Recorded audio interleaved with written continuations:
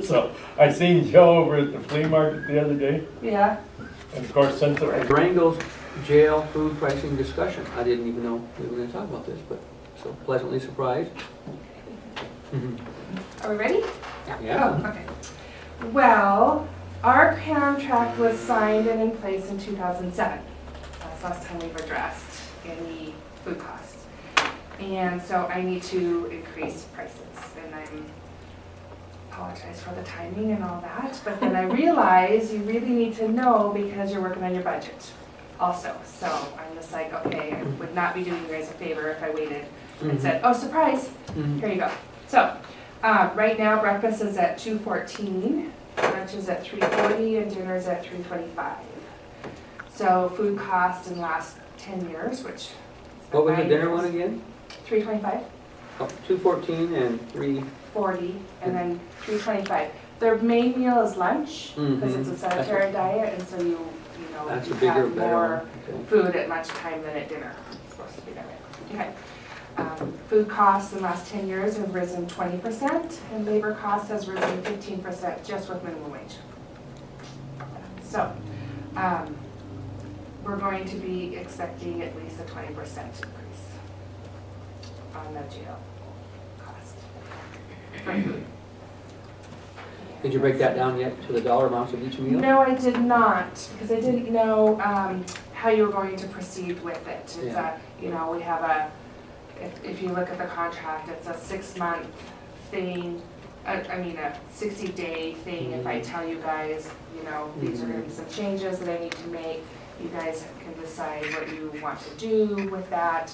And I didn't want to really put an exact money amount because then it's out, you know. So I don't know if you guys are gonna open it for bids or what. I don't know who's available, but you know what I mean. So I didn't put money amount on, but I was letting you guys know that. But it's in your going to estimation, be- it's a 24% bump. At least, yeah. Yep. What did you come up with? Did your calculator work okay? So, I didn't. and I know right now we're at 8 something, 214 something plus a day, 874 or 8. I can't remember. Let me see. Yellow. What is it? I'm in a meeting. It But I is. thought it was you. I had to answer. $8.99. You said 24%? Yeah. No, not that one. Right now we're at Oh, $8.79 a day per person. And that one for public Which- comment on, and that's no. probably when other stuff will be addressed. So it's about $2.11 a day more. Yeah. And it's not the total, you know, if you total the food costs and labor costs, and that's over 35% and stuff, and not, you know, doing all of that. I was looking at it and seeing where I could cut corners and trying to make it reasonable, but it's been almost 10 years, so unfortunately, Yeah, I that's was just gonna what say, it is. I'm It's been a surprised, while. surprised you haven't been in before. I know, and it's been on my What's the price list after you take the around this time 879 every and single add year, and then I get so 24%? busy that then pretty soon you it's tell the me middle of that? winter, I'm like, oh darn. And so I just never, got into Yeah. it. So anyway, that's what we're 1090. discussing. 1090. What did you come up with? What's the thing? I came up with 1090. 1090. Okay. Something in there. We might. Figuring is right. You said it was 870? It was 879 before. 879, okay. Yeah. Times 24. I know that was It's- totaled Yeah, up. it's $2.11, so that plus 879. Yeah, 1090. Okay.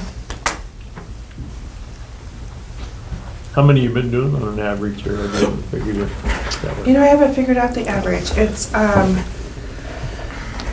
We go from 879 to 1090. Oh, the okay. contract was like $2.11. Okay. between 12 and 25, but lately I kind of looked at it was average around 17, you know. Okay. I think sometimes we have 20 to 23. We haven't really had anything over 23 lately for a long time. But in the wintertime, you have 9 sometimes, so then it equals out. So 17 might be a little high, but it's around that amount. Okay. Yeah. So I didn't know if you wanted to just work on a new contract, or that's why I'm talking to you guys and telling you guys what's going on. Yeah, the other contract, did it have an expiration date on it? Or how was that one? No, it's good for a year, but if nothing changes, you can extend it your year Oh, okay. a year. And so then, since nothing changed, So it this just one- kind of held in place. So if we stay with you, this one's gonna require a new Yes, a new draft. contract. Yeah, Yes. Yeah. okay. There is a clause in there that says it can adjust for food cost increase if everybody's in agreement. Mm-hmm. So, you know, Well, I know that your location is handy. I mean, if we It did is. put it out for bid, I don't know if anybody would wanna be trucking it from St. Regis. There's no other food service in No. town here. Unless they eat pizza and beer. yeah. Or SNS burritos. Yeah. And what was that? You said there's actually one where the diet has to be which way, the diet? Lunch? Oh, Has to be lunch there. is the bigger meal. Oh, I thought Because there it's a was, sedentary diet. Sedentary means not a lot of activity oh, yeah, and stuff. sedentary, okay. Sedentary, yeah. Okay, Yeah. so you put lower calories in the lunch one? Oh, you No, put that's the up- higher calorie Oh, because okay. then you'll maybe burn off more During the day. Oh. during the day. You won't be sitting Ah. there sleeping, trying Okay. to sleep with a full Okay. belly and not really having everything. I remember when we had the old jail here, and Neva used to cook in an oven, right there. Right, And man, right. I'd come in and have an inmate in there that was there for like 3 or 4 months, and man, they would gain some pounds when Yes. they were there. Yes. Because she was a pretty good cook, Yes, and she made yes. snickerdoodle cookies and everything else. Yep, yep, and I've, had those comments that, Yeah. people come to jail and they gain weight, but it's just the way Yeah. life is, I guess, so. Anyway, Well, we appreciate the heads up. Yeah. Yeah. And we will, like, accordingly have to figure, it's kind of amazing it hasn't gone up since '07, really. That's I what I know. told her. I know, and that's, my fault because I didn't. No, come that's in our, and that's rush our it, so- good, you're bad. Yes, So I you'll know. you'll drop a new contract and then bring it over? Yep, if that's what you'd like. Well, I think we have the contract here. We Yes, you usually do. Oh, drop the contract and, And I then can, would you drop the contract? Because I just wanted to talk to, some things about there was a question I had on one about, like the time that it needs to come over and stuff. I just want to reconfirm that. When we first started, we changed some things because we had a hot breakfast on the same day as court day. And then that was really hard to get over, right, because there's so much activity on court day and everything. So then we changed it so that that's a serial thing and you guys have all that right On hand. on hand. And so if you guys want to get them up at 6 o'clock in the morning and have breakfast so you're ready for court day, that's your prerogative kind of thing. So there's a couple little change things that I wanted to talk about in the thing, and just make sure that the times are correct and everything, because sometimes we get it there by 8:30 or 7:30, and then it sits for a little bit when it's hot. And so I just wanted to make sure I would Some of that. suggest that maybe you come over and work with Charlie on the contract. She'll be back next week. Okay. And if the commissioners don't motion and vote on this today, then we'll set up that next appointment. They can review the contract. We'll need to send it up to Marcia for a re-review. Right. And then have another meeting and Okay, get it implemented and Yep. finalized, and that would be fine. that would be my suggestion. Okay, I can do that. yeah, probably get Ronnie's input as far as times and stuff. Yep, and if they're fine, that's fine. I just wanted to re-look at that because I know we did do a change, and after we did that, it was smooth sailing for a long time because I'm just like, well, what's the problem? They're like, well, that's court day. And, sometimes it wasn't because the meal wasn't there, they wanted it at 8, but we have till 8:30, or they wanted, 7:30 in the morning, sorry. Sometimes they were just running a little late too, but then it would, go into the food thing. And so then I'm like, here, let's just, you guys can have all the time, all day morning, and you can just, So we did make some changes, which has helped a whole bunch, I think. So, Are we all, the only thing, I mean, I think I know that probably this price is the best deal we're gonna get, but if we were to advertise, we probably wouldn't really get anybody interested, because they have to be a commercial kitchen, I assume. Yes, it And does the have to next be nearest one is St. Regis. Do you guys think that we're okay just foregoing that? Because I don't think I'm gonna be able to beat across the street. Well, I don't either. It would help if you guys voted on that or something, because if I'm working on a contract with Charlie and I have the money out there and stuff, then it's not a closed sealed bid thing Yeah. anyway for me. Right. So, but it's really Yeah. your guys' And I've decision. never, I mean, I would think somebody in St. Regis, if they were interested in it, they just said something by now. Usually they're not too bashful about.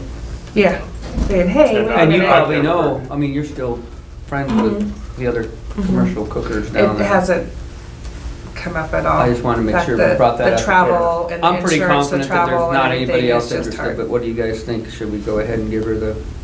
Yeah, I think I so. think so. Yeah. Because of the proximity. If we took Yeah. a bunch of heat on it, then maybe look We at can it revisit year. it next Yeah, year. yeah, I mean, yeah. But I've never ever heard any interest. I Me mean, either. there's- Because the last time was maybe that, who were they that ran the Rosie, or what do they call it? Jackie's. Jackie, yeah, and that might have been a viable option at that time, but they never ever said anything about it either. Right. Right. Okay. Well, in light of that, do we, I will make a motion that we write up a contract with Durango's for the meals for the jail. I would second that motion. all in favor of the motion to revise our contract with Durango, say aye. Aye. Aye, any opposed? Okay. Hey, thank you. Thank you. Appreciate that. Mm-hmm. Come back in. Okay.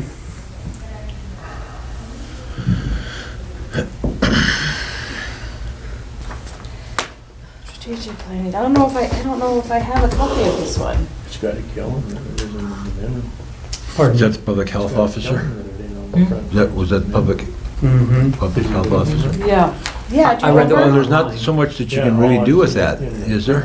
Other than just give advice? I think that the online. They're one came in supposed too to late. come up with Yeah, a strategic yeah. plan. I don't Oh, even yeah, really Todd know was the telling us. purpose. Like in a but- hospital type Well, in thing? order to get them Yeah. accredited. Yeah, which I don't really, also for our The size health of it. department. As a public health officer? How come Pafford didn't want it anymore? Oh, no, this isn't the health officer. Oh, This is the health So let's get department. them, or Cindy. She had to help an inmate or whatever, so. Let's, If we're, I told her it was just a formality, but if we needed her, I'd call her back. But do we have more discussion on this? and she's recording it. And she's recording, and so's Mary. Okay, good. No, we should, we have more discussion. Okay. So one, I guess, you guys wanted me to look at the grant to make sure that it would cover all of the costs, so there's no cost to the county. Mm-hmm. So I don't know what grant this is even coming from. So I'm just gonna call over there, Louise will know. Okay. Does anybody know, do we have a list? Oh, here it is.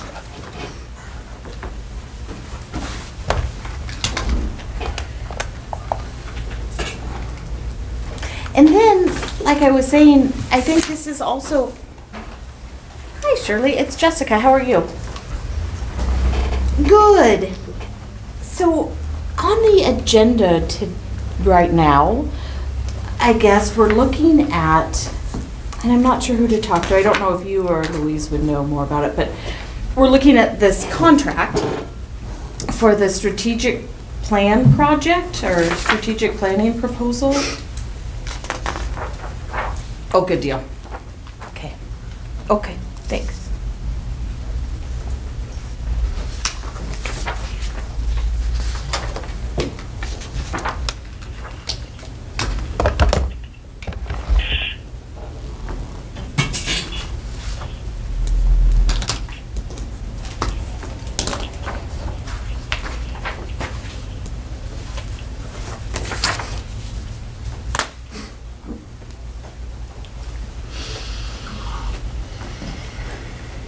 Did you talk to Dan Johns about if we can go over that in public?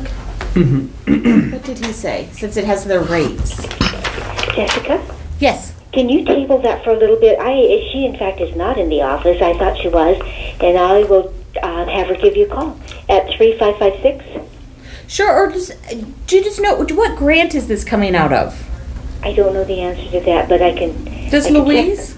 Louise might know. Okay. One moment. Okay. And my transfer's not working, so I'm going to run down, go check with her. 1 second. Oh, okay. I'll just, okay. Okay, 1 If second. they're across the hall from each other, not great. Yes, it's all public record, even negotiations, but maybe just don't put names. Okay. You can say jailer or dispatcher or whatever, but not a name. Okay. And So I then- can just hide that column, really. Yeah, we can just blank it out. Mm-hmm. Hello? Hey, Louise, it's Jessica. You're on speakerphone in the commissioner's office. Oh, fun. I know.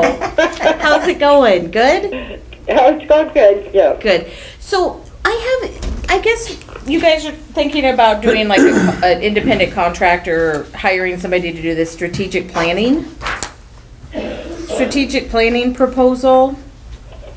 Oh, okay, do you want to talk to Peggy about that? Sure.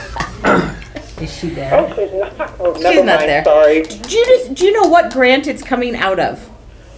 Do you know? The strategic planning, Yeah. that's one of the new ones, right? I don't know. Okay, because we have a new grant that just, Do I have I don't think I have a copy of it, do I? what, do you know the name of the new grant that April's doing? Just a second, Jessica.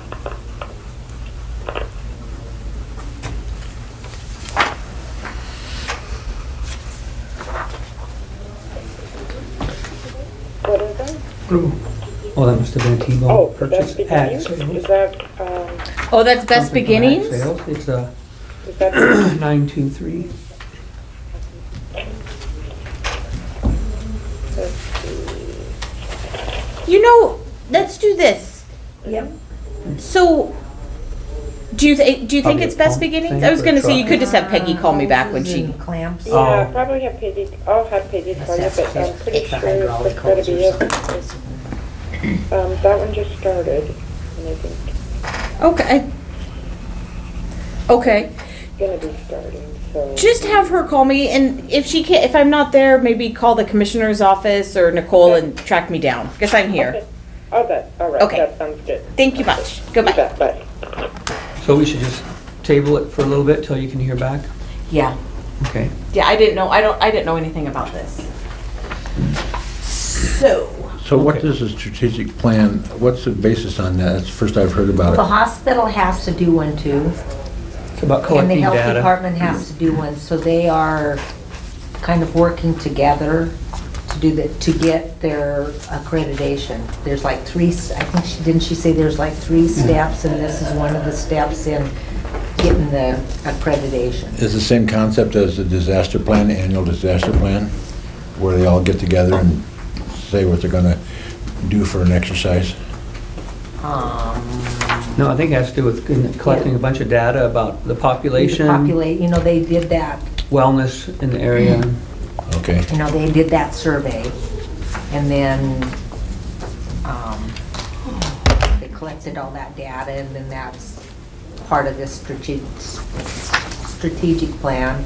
I don't, she said there was like 3 steps in order that they had to do to get their accreditation. So, anyway, it's something they have to do. Is this a new thing? I don't think so. I think they have to do it every, I don't remember how many years, but. I wonder if they normally would wash it in with their disaster plan. Would their, No, I don't think it has anything to do with that. because I haven't heard of those words before, where'd that come from? No, yeah. No. Reopening, we had it tabled until you could come Oh, in. We are, gosh. for the video, we are reopening the discussion on this grant. Absolutely. What grant is it coming out of? I was asked, just so you know, I was asked to just review the grant to make sure that there will be no additional cost to the county. Sure. is the thought process. Yeah. But I don't know what grant it is. It is the Public Health Systems Improvement Grant, PHSI. It had $15,000 in it, and I think it has 13 in there. Public health, Public, I don't have my numbers. You got PHS. my numbers? Here we go. This one right here. okay. I don't think I have it. This one right here. I don't know why you don't have that in there. Should have had the, numbers for here. So I can check, I can call and ask, So I just need a copy of that one, I guess, and it's new. actually it was, you need a copy of the actual grant? Yeah, Oh, I'm okay. thinking. Because I think, let's see, I have, Wick McPhee. Okay. Did we get it in fiscal year 16 or 17? Way back. Yeah, So you've had it for a while. yeah, this is, So it's not a new grant. no, Oh, that's why. Okay. No, So this- you've had it for you've Yeah. had it for a while. yeah. Okay. The one that's new. That's why we do. Yeah, Okay. So- And so you just have this extra money in there left over from. no. This is, let me get the grant, let me call it. Okay. And I need to look at the fiscal years. No, this grant is a 2-year grant for the amount of 15,000 total for the next 2 years.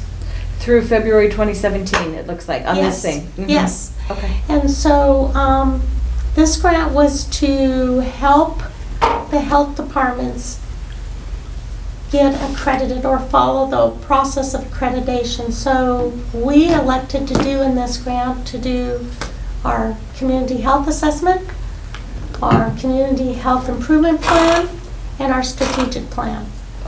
And you should have got copies of that, but let me call. Wait. I think I do have this one. And we can, No, I have it now. It's just back in Okay. 15 that I have it. I can call Carrie Pride from the state and we can get her on speakerphone and she can talk you through that if you want. So that's fine. So, did we hire Laurel to Yes. do this originally? Yes, we did, she is. She still is. And the way But you changed her to be paid out of FEP instead Right. of this one. Right, and here's the reason why. And I informed them how we were gonna do it at the time. We have excess money in the FEP grant that can be used towards accreditation. We want more of the $15,000 to go to the actual, doing the deliverables, such as the community health assessment and the community health improvement plan and the strategic plan, because we figured we needed to contract some of those. And so that was the reason why we wanted to take Laurel's salaries out of FEP, which I called and they said, yes, the FEP grant can cover that. And we do have that excess amount of $40,000 sitting in there just from the previous years of having the grant. And just so you know, a lot of the small health departments have that. Shirley and I were talking about this. They do, and it's not unusual that they have that. And what we use those dollars for is for whatever the grant deems we are allowed to do. So that would be emergencies. We use it for immunizations, communicable disease. Right. And then now we can use it for accreditation. And, whatever arises to the top as emergencies, they're allowing us to use that dollar fund. So I thought in order to spend down that, because I wanted to spend it down, that I would take her salaries out of FEP, and that way in the next 2 years we can meet those earmarks of the child, the CHIP, and the strategic plan. And FEP pays for everything. Yes, So there's no cost. No. There's no anything. all of Okay. the benefits, and she doesn't get insurance. Mhm. So all of, because she's part-time. She doesn't get retirement. She's less than. She's taught 10 hours. Mhm. So it's, all of her benefits have been taken out of the FED grant. Okay. So, Okay. Good. yeah, Okay. Okay. does that make sense? Yeah. That's good. Very good. Did you get all my budget stuff? I need to talk to you. I think everybody's going, I love you, Jessica, and I'm so happy you're here. I can't even tell you thank you, because she has done a wonderful job. But You're all but. That being said, I need you to come down. I And looked over Okay. but I need to explain to you what's been done in the past. Okay, More by what Kathy's done. okay. So, and I'm not sure what's going to be easier for you. Well, come, what are you doing today? I can come see you and I'll bring Louise and we'll bring it down and I'll show you what Okay. we've been doing in the past and Okay. what Kathy has done in the past with those grants that come off year. You know, that it's enough to make you want to shoot yourself in the head. Makes it complicated, but I'll show you what I pulled out. And then you can show me what you're wanting on Okay. those others and Yeah. I'll make sure I get it to you. Yeah. Oh. What's from 10 So we have to to, just- so my. oh, maybe, we don't have really anything She till put international. be this afternoon. Oh, okay. you're off really today though, Well, aren't Okay. I have my granddaughter here you? Okay. and I have to pick her up at 3. 0090. I have Oh, to. okay. So You We know. could do it next week also. Today might be Okay. kind of busy. Okay. All right. And I'll get it Just to give me a Charlotte. time and Louise, Lori and I already Charlie told and- Louise we need to schedule time to see. Okay. you. She's gonna make Daughter's cell copies of the things that we've looked at today. How about Monday? Yeah, Okay. Monday's actually a good day Okay. for me. So my. So give me, just shoot me an email at a good He can time. be reached Okay. at that when he's And on then his I'll cruise. come in. I don't think I have. These dog bites, you guys. That's what I was, Holy cow. Down Hey. here? Yeah, but anyways, what was I gonna tell you guys? There was something, oh, Roman, guess what I found? $1 million. Yes, no. Charlie does have a tent. Oh, he You does. asked me about that, I and the did. little bugger must have had one hidden someplace. Uh-huh. I don't know where, but he used it for Danielle's graduation. Oh, he did. And I said, "Where'd you get this?" I've had it. I said, "I thought was it you a big white tent? Yeah. Oh, yeah. I thought you sold all of them. No, I got this Commissioners? one. Oh. So if you still are interested, you could talk to Charlie. And Hey. I already told him. I said, "Gosh, why didn't you tell me?" Roman was asking me about a dang tent. Uh-huh. Oh, I've had this. So I What's asked- Charlie's jail. number? I'll call him It's and get... Are you in 822-2135, trouble? but he doesn't answer his Okay. message. And sometimes he's working down below, and he may not get it. I think I got a Well, plan B, but Mary's got it. if I need to, I'll call Charlie, so... She's recording. Yeah. Yeah, thank you for Yeah, it's. I Yep. don't know how big it Hurry is, back. but he can give you. And I think he has. stakes and... Well, he's got all that to put it up because he did, but sides. You know how you like sides? Oh, to the yeah, tent? I yeah. think he said it's a nice tent. I mean, it looks. With this in, Jeff? How he comes out with that stuff, I don't know. But Pardon me? So it's not even, so these contracts aren't I think even it already close is to the on. whole amount, We the could- 15, Cindy they're did- just no. 3,000. And what I don't know. I'm Yeah, wanting it's to fine. do, She said she might be back. what I'm wanting to do, Jess, is we still got to get the community health assessment done, and I know Laurel's organizing this, but I don't know if we're gonna have to hire someone to help us write that, you know, because we did the Oh, surveys I'm still trying to find and it. updated the information, and the state is helping us, but not in? It's we need not to on take that the step bill. and put it into our current plan, so Oh, it's all it is updated. over here. It is on. Okay. So Laurel's coordinating this grant, but But maybe Mary sending must more have turned stuff it on out for in you. the future, Yeah, contracting that's- some more stuff that's out. what I okay. wanted to make the money, because the strategic plans, we're gonna have to rent a place to have everybody Forgot go about that new one. to Yeah. for 2 That's days. what So it's you're gonna entail referring more than what that is. But that's the remember requirement of they're the there guys when that you're are whispering. doing this, that they have a Yeah. place that they can conduct this meeting where they can, I don't know. Yeah, it's I pretty- know, Could that's be, so funny. how long is it? Could It's it be 2 just days. here? It's 2 days. Did you have it here? No? Yeah. I got one. I mean, could we've just got have the it grant here. money so we can spend it, and Support we need to to spend hang it in there, now. I'm not hang in being, there. I Oh, hate to be okay. like that.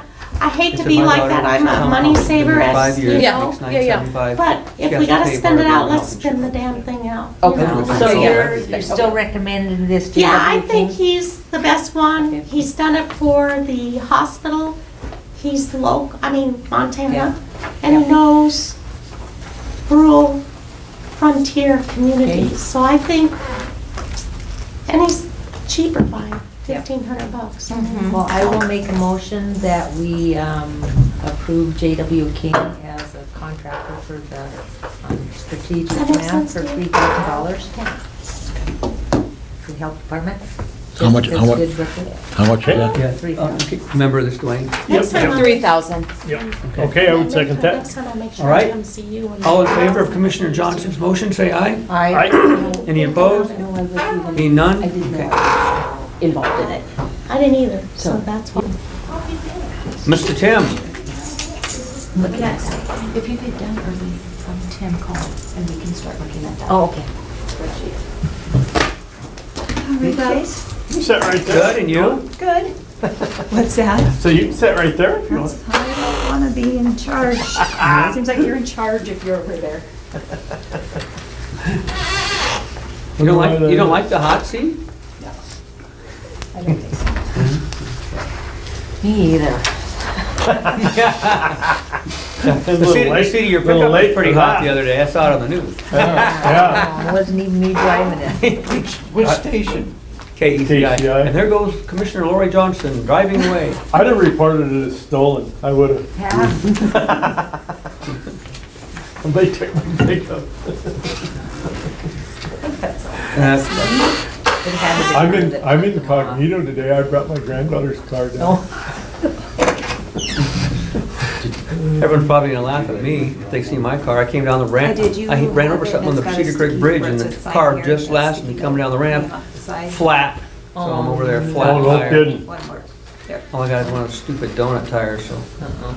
And getting Mr. Mellon to come out and jack it up and put a new tire on it for me. Maybe that'll make the news. Yeah. Commissioners allow his 20-year-old Cadillac with Yeah, crappy tires. caught swapping tires with the sheriff deputy's car. All right, we're here at 10 o'clock with Tim and the growth policy resolution for adoption. Been a, I believe, significant effort to take our 2005 growth policy and modernize it, update it, bring it into meet current standards in there. There was a couple of items that the last legislature had directed growth policies to do. One of them was to identify gravel pits as they are currently permitted in the counties and stuff. That was not in our original growth policy. Tim, we have enough stress today. Do you have to say the word gravel pit? Yeah. Right. Yes, because the growth policy uses the word gravel pit. And the legislation used that too. So with a few things that would have been updated, just from the fact though that you want to also take the most current census, and that would have been completed in 2010, where the other one was based on the 2000 census. So this one will, this growth policy will incorporate the most recent census data, and that can help in some of these things. The so in early last year, we decided that it would be best to pursue the process of updating the growth policy. So we were granted around March 20th a CDBG grant for the amount of $15,000. There was also monies to be committed from the county to complete the process. About in May of the last year, we were able to contract with Land Solutions to assist our department in updating the growth policy. They reviewed the current growth policy for a number of months, and it was determined that a lot of the content in the original growth policy, while being what was needed, was no longer very necessary. It was a lot of how you set things up and do things, which the first growth policy that a county or entity would adopt would be that. So they were able to do some analysis of that and as a final product, we're gonna have something that is probably about the quarter number of pages that our previous growth policy was. So I think that's an improvement, and we've also been able to, I think, accomplish some things in there. In July, we set forth with some ideas of how to approach the public input process. We made a pretty big push at the fair last year. We had a table set up there. There was information provided at that table. There was some maps. There was a survey that was provided at that point in time. And to accompany that, at the same time, the Land Solutions created a web page and put information on that web page for the process of commenting for a growth policy and doing that. I apologize for the not knowing off the top of my head the number of comments that we received at the fair, but I don't. Probably have it somewhere. Anyway, there was, I don't think it was over 100, but it was fairly significant. We had a good response. There was a number of people that responded. What was interesting in the response, though, is that people are pretty categorized in the county. It's either this is important to you, or this is important to you, or, you know, they would pick out some of the categories in there and be very strongly opinionated about it. But as far as having something come out across the spectrum of people, it didn't really do that. That was kind of interesting. But, you know, we took the comments for what they were. Obviously, recreation, I shouldn't say that. Obviously, jobs and employment is the number one issue that people come up with time and again in this county. So find us a job, figure out anybody that can employ, do something on that line. So then after that, you know, protecting the qualities that we have here and recreation, a lot of those fall right up there at the top too, and that part of it. So, you know, still useful. We incorporated some of those things and thoughts and ideas into the drafts of the policy. So I think that was pretty good. We continually updated the planning board if we had meetings along the way to approach them. So later in the summer there, then we had a growth policy that would be considered public hearing draft, and this was circulated to quite different people. This is the one that people would look on the web page and make comment on, and that was encouraging. And this was also taken to the town of Alberton, the town of Superior, and this was the basis to request of those other two governing bodies that they would give us their input and give feedback to us of what they would want to see in there and include in there. The Forest Service also used it extensively. I would have to compliment the Forest Service, both Carol, but really especially Jim Ward. Jim Ward really took it on himself to jump into this thing and really help and do that. And I said, you know, if we can come up with something that's much better or meaningful for the wildland-urban interface, then I think that's a really way to go. I think there's a general consensus that anything that we had up to date and currently mapped for wildland-urban interface it wasn't particularly useful, it wasn't functional, it wasn't do that. So anyway, we've got new data, new information out there that has been incorporated into this version of the growth policy. And my understanding is that hopefully that's something that we can use both with the Forest Service and for WUI related matters when we do that urban interface and identify those things. I mean, we've identified structures next to Forest Service and next to state land, and we've got actual distances of common border and those things. So that was a very good, positive thing. We got that pretty well put in there fairly early. So to follow up on that process, then at the beginning of the year, there was a adoptive draft where we went back in after we had heard a lot of those comments and heard things and met with the planning board twice. And the planning board was good. They provided real constructive comment and had opinions about some things that should be put in there. From those meetings, I was making requests of the Forest Service, of different organizations to try to maybe flesh out a little bit of better information. I didn't really get a hold of that.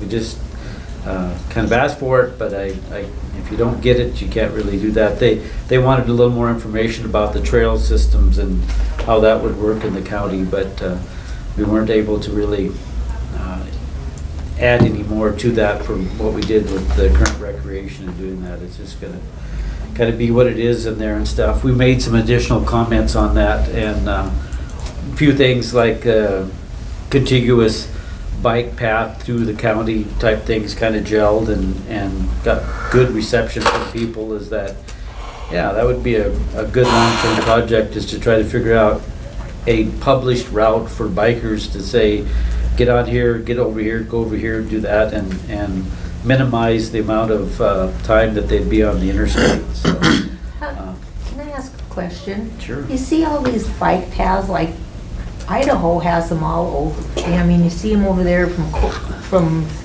Post Falls, almost clear to Coeur d'Alene, and then you've got the one that goes from Mullen clear down to St. Mary's, and over in, there's one from Moscow clear to Troy and clear down. I mean, where do those come? I mean, who pays for those? Or a lot of federal monies pay for those and stuff. I always thought, gosh, I mean, I would have always wanted to see one out Diamond Road. Yeah.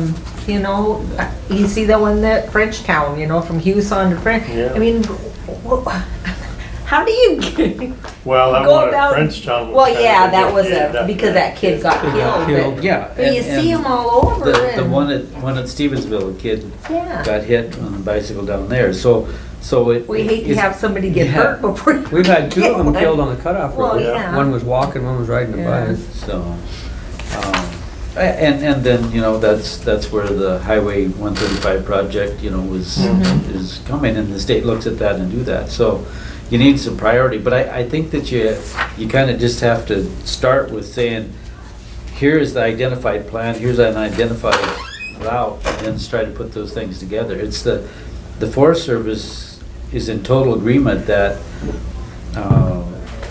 when Plum Creek was Plum Creek, we really should have figured out some easement from going up to Pardee to get over to La Vista. Just, Oh, yeah. those were the things that you should have just said, I mean, when the Weyerhaeuser deal comes by and it's like, and you got so short time, it's like, I was concerned about the 8 pieces of road that crosses Plum Creek land that we didn't have easements on, and, we today, we still don't. People have asked me, and it's like, well, what's the effect of Weyerhaeuser? And I go, well, I thought they were gonna do deed transfers for the property, but I guess you don't have to deed anything when you buy the whole company. You own the company, you own the assets of the company, so there's not gonna be any deed transfers and stuff, so that's kind of interesting. So at some point in time, I think reaching out to Weyerhaeuser and how that management works and stuff, I don't know how things are shaken up and out in Columbia Falls and stuff. I know that 2 or 3 people that I've known a long time have gone up there, so. So I have a question, Tim. In 2017 or 18, the Lolo is going to be revising their forest plan as well as their travel plan.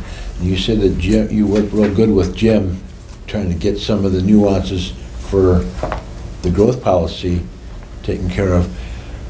How are we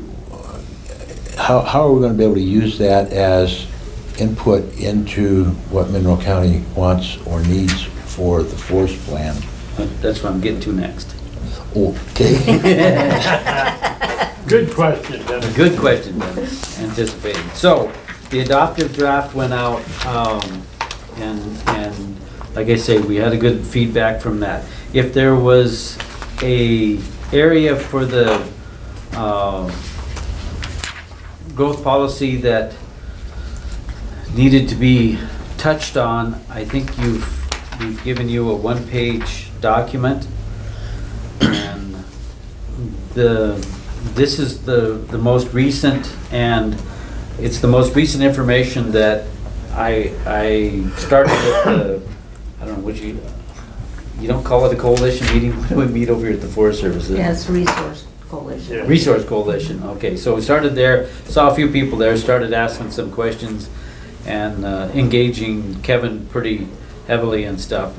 Jim Arney was good, he just unloaded all of his data and all of his information, and I was able to look at a few different things and the Bureau of Economic Research and doing that. So the sustainable yield part of things was not really incorporated to an adequate degree in there. So the and I'm kind of skipping over that, but I'll come back to one other step that we're doing in there. So in this current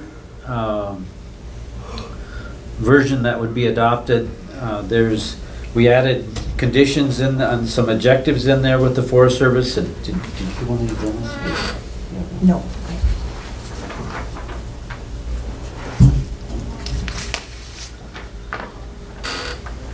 Mary could have one too if she. Thank you. You're welcome. So anyway, sustainable yield is definitely an important concept. It's very easy to quantify and qualify that the sustainable yield, the harvesting volume on the Lolo National Forest. If you want to look at the big picture, but we'll talk more about Mineral County. The Mineral County yield has just precipitously just been in a general decline. Now, in the last short time, there's actually been a pickup, but you can look at that as that if you're just about at the bottom level, doing it a little bit more will make things look a little bit better. The 1986 Forest Plan, if you look at that, they're talking about a yield of, on the two forests, 9 Mile, Superior, the best I can indicate on that, well, maybe I shouldn't quite say that, but anyway, historically, the Lolo Forest was harvesting about 78 million board feet. And they're down to around 12 in the last couple of years or something, but they've been lower than that. So historically in the forest plan, there's a much, much higher yield out there. And if you look at the sustained yield data that's out there and managed forest, then it should be much higher than it is in doing that. So my understanding is that these are the type things that the Forest Service is going to work with. The other thing that is in the growth policy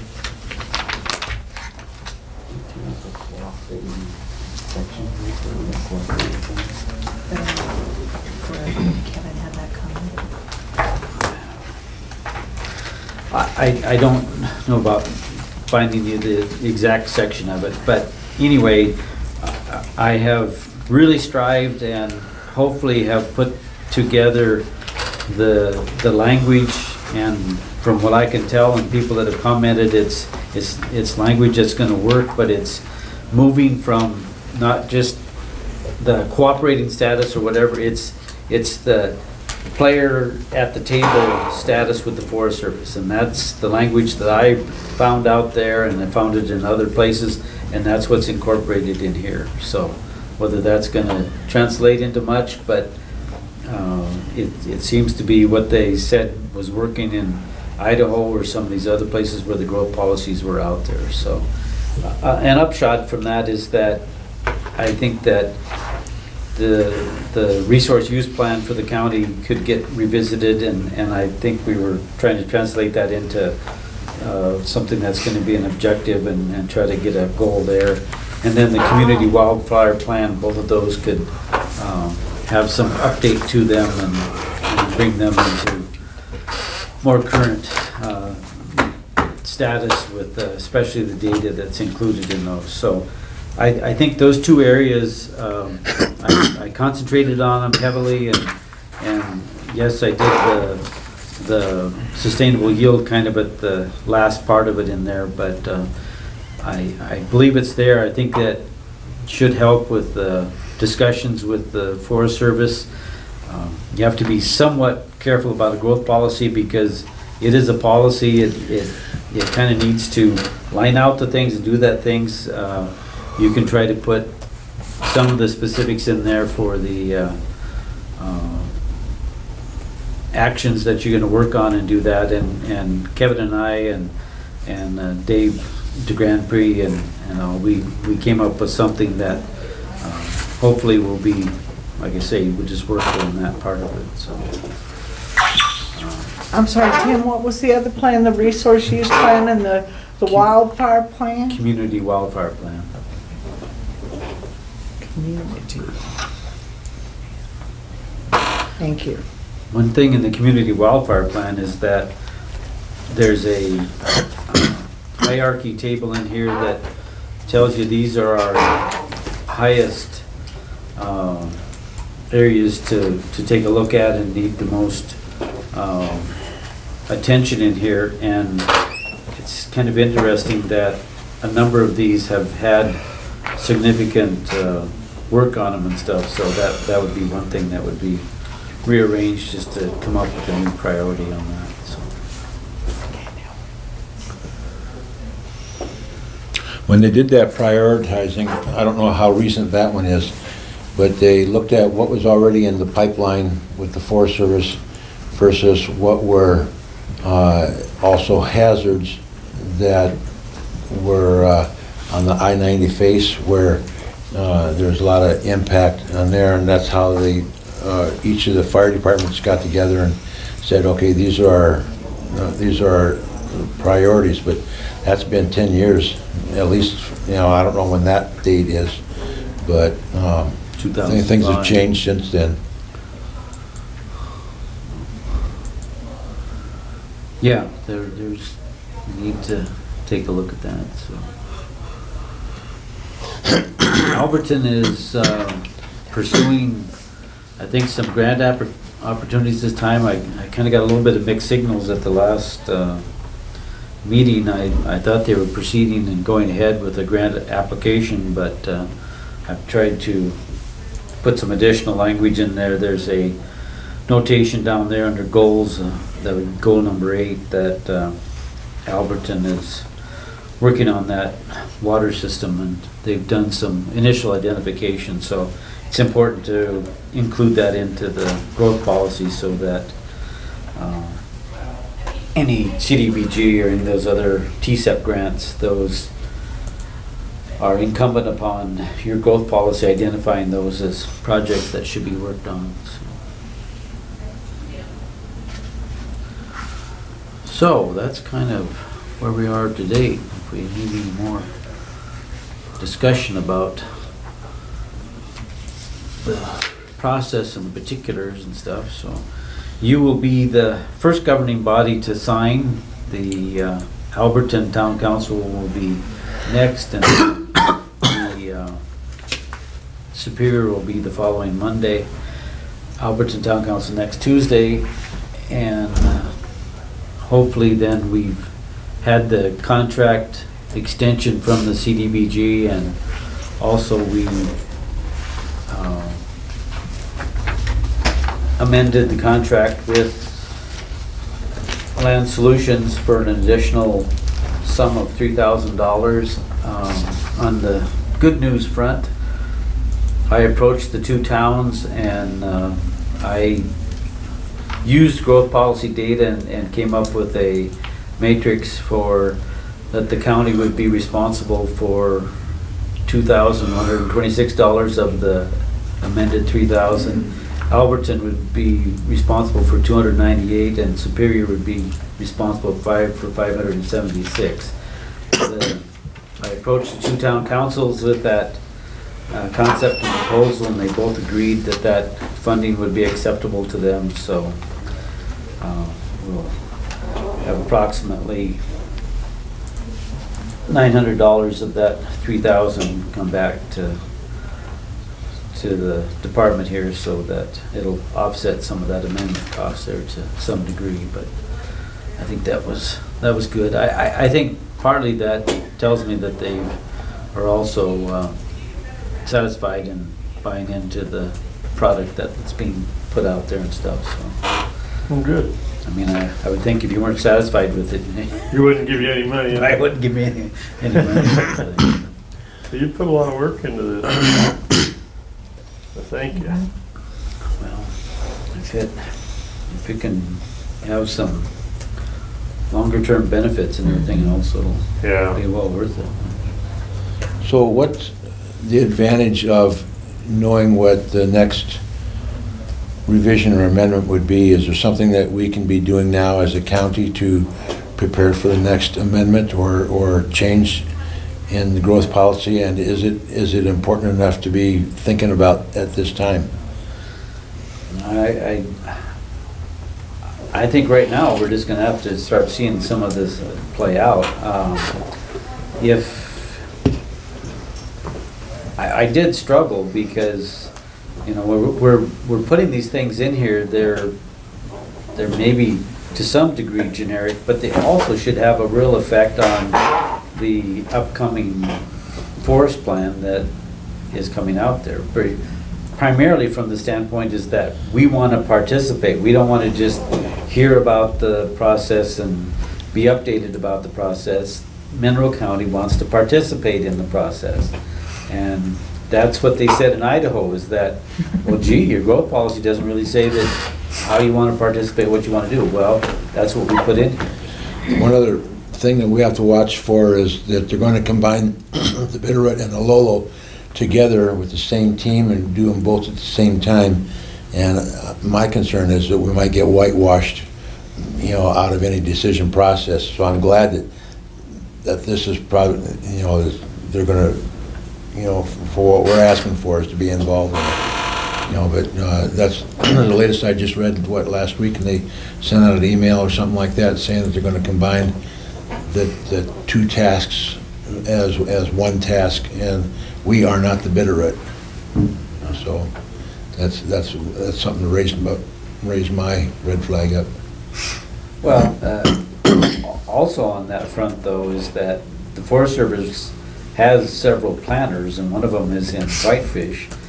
And that planner has been working on elements of Forest Service plans that are going to be incorporated into every new Forest Service plan.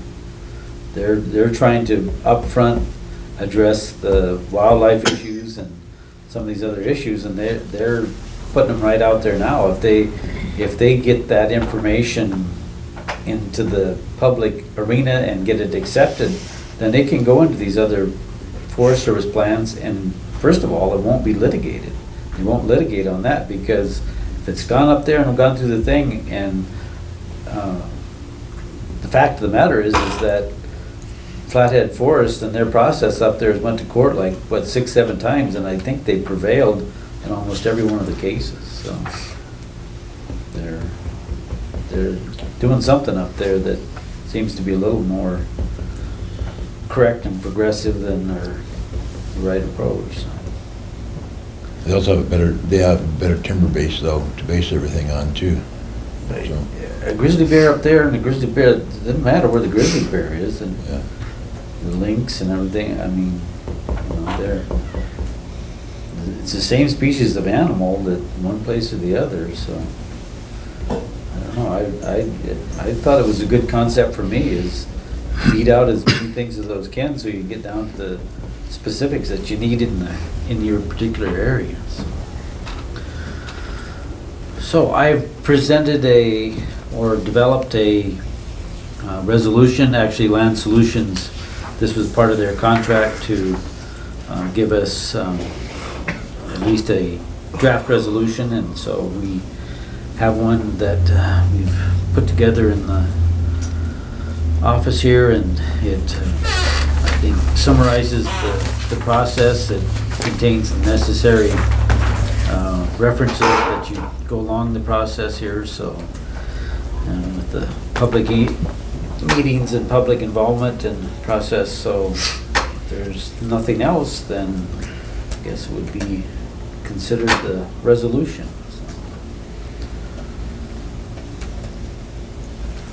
All right, so it's gonna be probably resolution 6-2-2016, right, y'all? We were putting in 602-2016. but- Oh, okay. However Tim wants it. Well, I make a motion that we approve pass resolution number 6-02-2016 to adopt the growth policy for Mineral County. I would second that motion. All in favor of the growth policy resolution, say aye. Aye. Aye. Any opposed?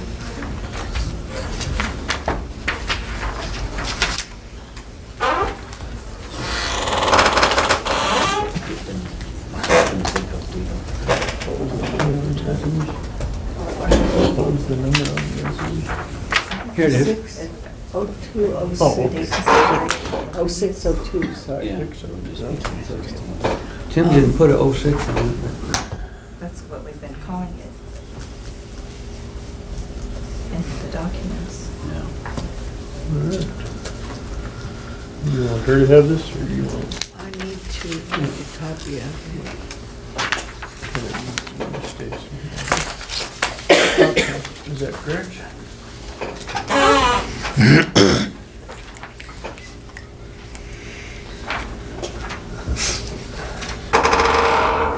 Anything else on Mr. Reed's agenda? Well, this is gonna be a fun weekend. Yeah? Should I take precautions to go to Silver Cloud Entertainment, or? Well, your hair grew out a little bit. I was gonna Wear a bring my bandana. laptop in and show you the promo for it. It's pretty interesting. Mm-hmm. Put on a paisley shirt. I can't remember any of the box cutters. Two guys sitting in a cattle tub and stuff. Wait, let me turn this off. Okay, this ought to be good, so. Did you have any problems with the flea market and the food? Yes. Did you? What areas? The vendor that was coming in and said she was gonna be there and everything else didn't show up, and so I didn't get a call until Monday. Maybe Leslie Garber called me and said, "Oh, guess who showed up?" And she was there operating and do that. But I at that time I was over in Ornan, so I didn't come back, and I inspected her What before. was she vending? She was doing the fry bed and stuff. But, Oh, yeah, I didn't even see it operating. I seen where it was at. yeah. Walked by it, but I didn't see him operating.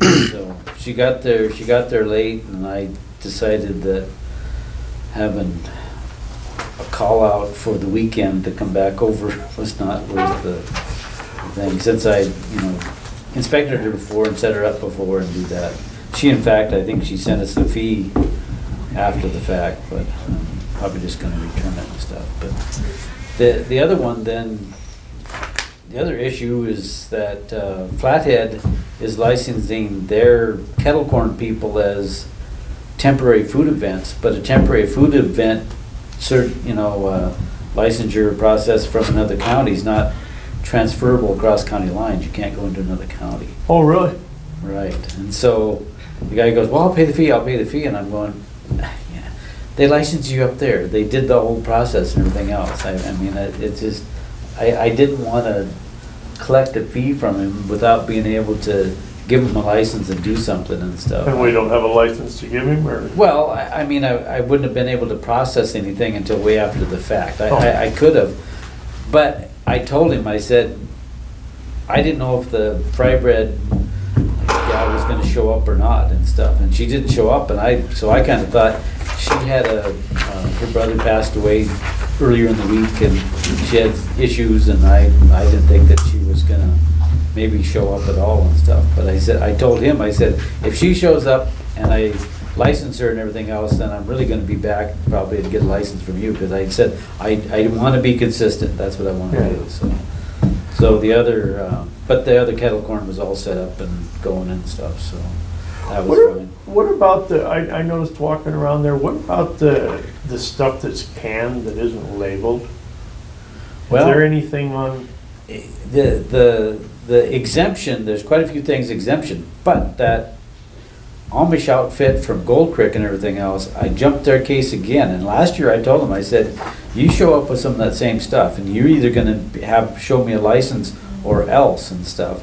Well, he sat there and I says, okay, you're here, show me your license. And he goes, well, we don't need a license for that. And I go, that right there, you need a license for. And he's like, well, we sold that business to somebody up, and so they gave me the whole ring around and stuff. I could have made him pull it off and put it away and not vend it, but these wasn't on these, I just seen them in that first row on the right coming in. And they had, I don't know, a couple cases of stuff set out, and there was no label or nothing. Nothing It on was there. just canned. I didn't even look and see what it was, and I thought, I wonder about that, you know? yeah, I didn't see that. If, you know, the jellies and jams and everything else, He's That the would- septic man. that would be interesting whether they really Here's your actually. It's They, all done.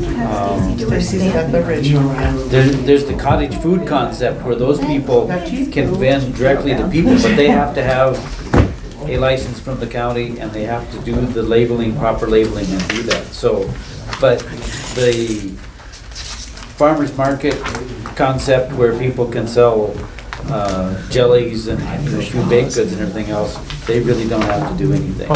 The people, if you want to know about it, just ask them right there at the point, that's the idea. So you have to determine which category they set into first and stuff. I did, you know, first thing. I bet it's the union. I bet it's the union. Hearings scheduled right now, so I have Oh, no okay. idea. You have any? I have no idea. I got one. Estimated appropriations. Oh, yeah, I saw that, no. Yeah, okay. All right, So, well, try to make we it- don't really have any That's what we're looking at a chatter other party, than yeah. what you see out front, so. Okay. All right. That's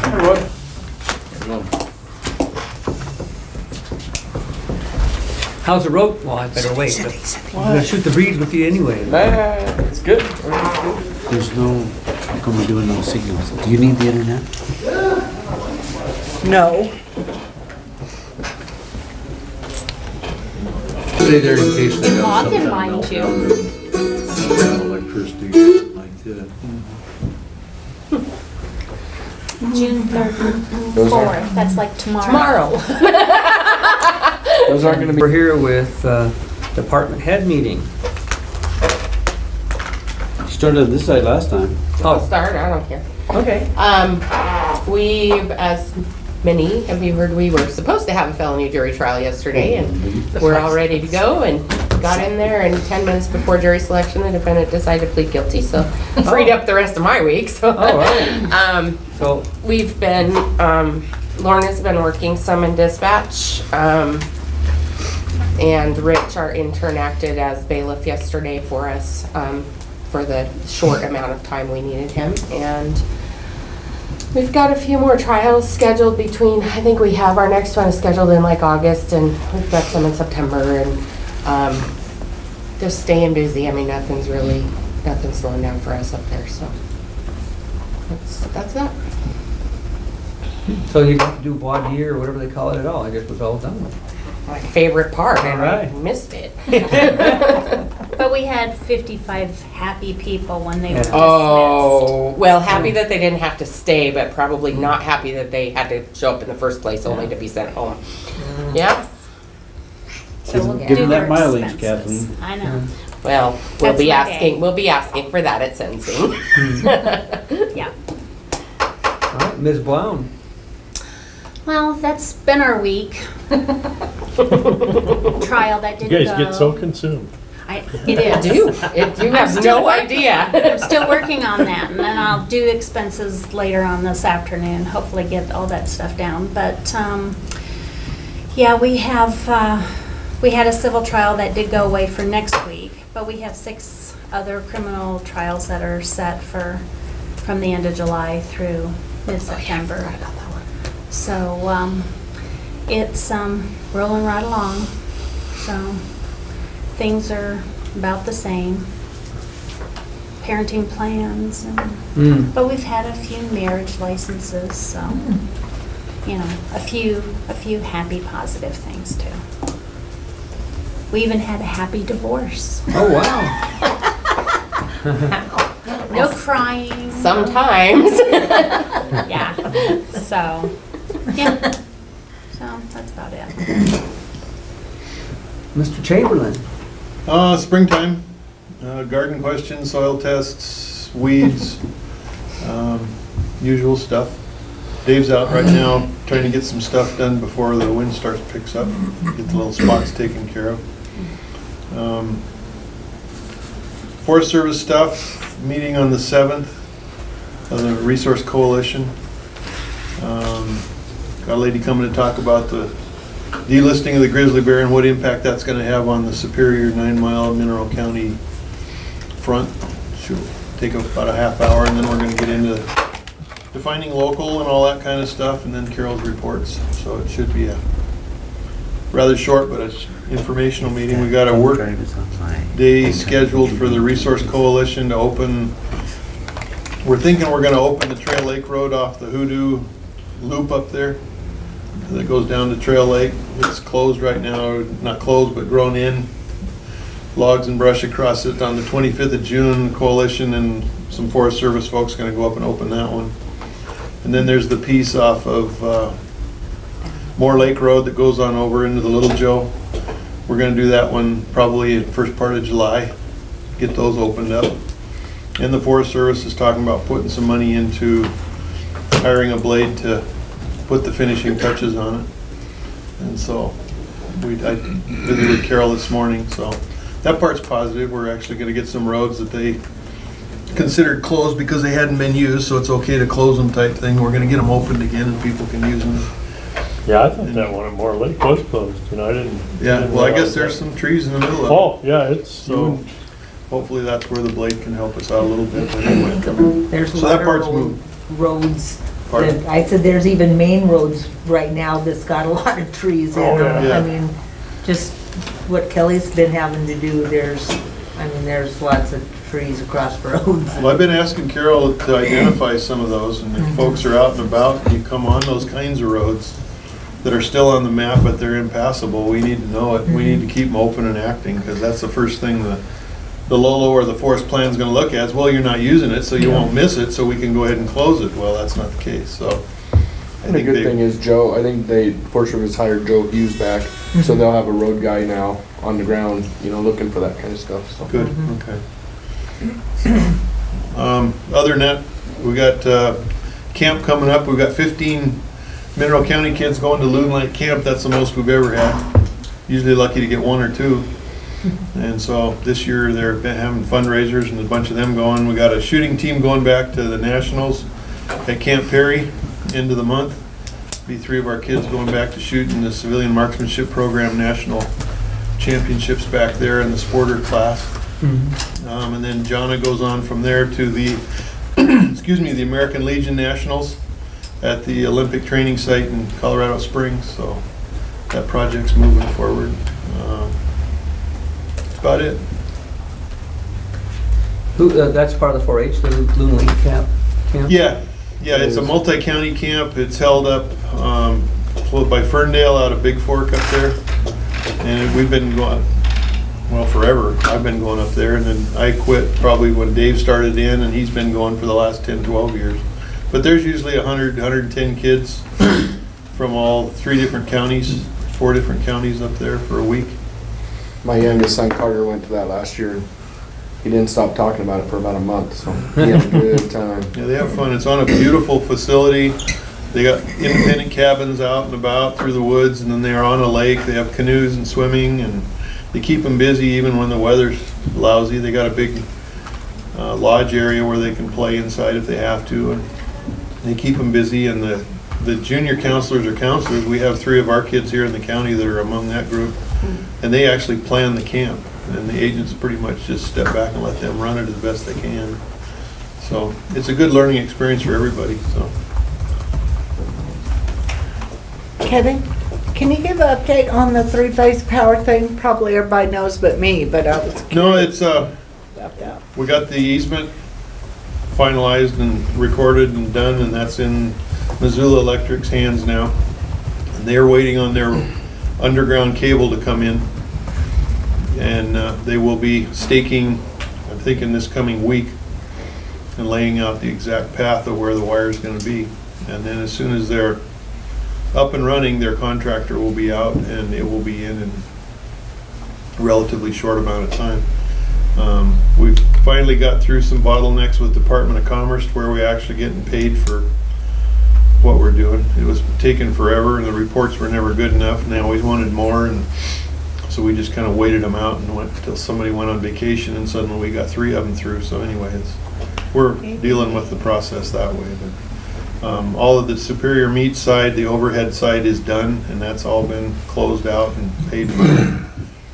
And now we're just waiting on the underground piece. Thank you. Kevin, how deep do they bury that when they? I'm not sure. I don't know. I'm thinking 3-4 feet somewhere in there. Pull cable with a cat. I mean, Yeah, they pull it in with a ripper. About so. 2 feet deep. Out there in that gravel pile, I don't know how deep they're gonna get it, so. But, so I'm not sure. Thank you. George, did you ask Lori about this thing you were asking me about? About what? 911E fire council? No, I didn't. What's that? What is that on the agenda at 7 o'clock this evening? I have no idea. Fire council I and think that- E911 I personnel? think the timing's off on that. I wondered. Should be And, 5 and 6, I think. yeah, Usually the fire council's right after the LEPC yeah, the fire meeting, council so- is usually at 6. It probably won't happen tonight. I don't think Hurst is out of the hospital yet. Oh, is he still in? Is he in the hospital? Yeah, he went in for an operation and apparently successful. He was, But I thought that As was usual. like 2 weeks ago. No. no, that's just a, Last The We- 25th, wasn't it? yeah, last Wednesday. I I talked to guess that him, was last Wednesday. we talked to him Thursday, Friday, and he was already being Roger Hurst. He said that they told him that anytime he wanted to get up to go to the bathroom or do anything, he's got these things plugged in him and stuff, said, you gotta have one person on each side of you, and he said, I finally figured out how if I do this and this and this, I can get up and do it all. So he's doing well. Oh, good. He said that it was an isolated tumor, that they are sure they got it all and everything looks good. Of course, he wouldn't say anything else anyhow if it were, but I think he's doing good. He probably won't be at fire council tonight though. We'll still talk to the fire folks some, but I stopped over at his house last night and sat with him and needed a couple hours, and he's just wore out at the end of the day, and he's just resting, laying on the couch. So he's home now? that's why he hasn't called me to tell me he's home yet. He said yeah, I'll call you when I get home. Other than that, not much happening. I did get a flurry of phone calls, panicky people wanting to know about strikes and stuff, and I said, I don't see any real. Lori saw the email Yeah, from Desi D. Desi, one of our LEPC members who is actually in Missoula County. I'll have to deal with her, I suppose, at LEPC this evening, or maybe I'll let Lori do Yeah, that. thanks. I met with the hospital emergency planning group yesterday. They were very concerned about what to do with it. They had 25 dead bodies there, and What is I the told them plan? throw them in the river and let Bill take care of them in Thompson Falls, but that Their didn't plan work. said if there was mass casualties, the plan stated was to dig a big hole. Yeah, and bury them. They were trying to figure out where to That's do what that. What Their kind of a plans crisis said. are they imagining, a nuclear bomb? Well, they hadn't figured the crisis out yet, but, We do have a no, that is repository, I mean. that is the responsibility we have, and I told them, after they had kicked it back and forth But a that's few what times, the and plan said. I said, well, that might be a case where you'd call the county and ask if we could help any. That's one of the things I do. Oh, well, exactly what would you do, and when, and with whom? Monty they're about where DPHHS was 5 years ago when they tried to totally rewrite the emergency management code for the state, and all of a sudden they're getting money to do emergency planning. So rather than checking around to see what's already there, the hospital's doing fairly well at that. They just go in and, oh, well, we're gonna do emergency planning and we'll do it for everybody and make all the rules and everything, so.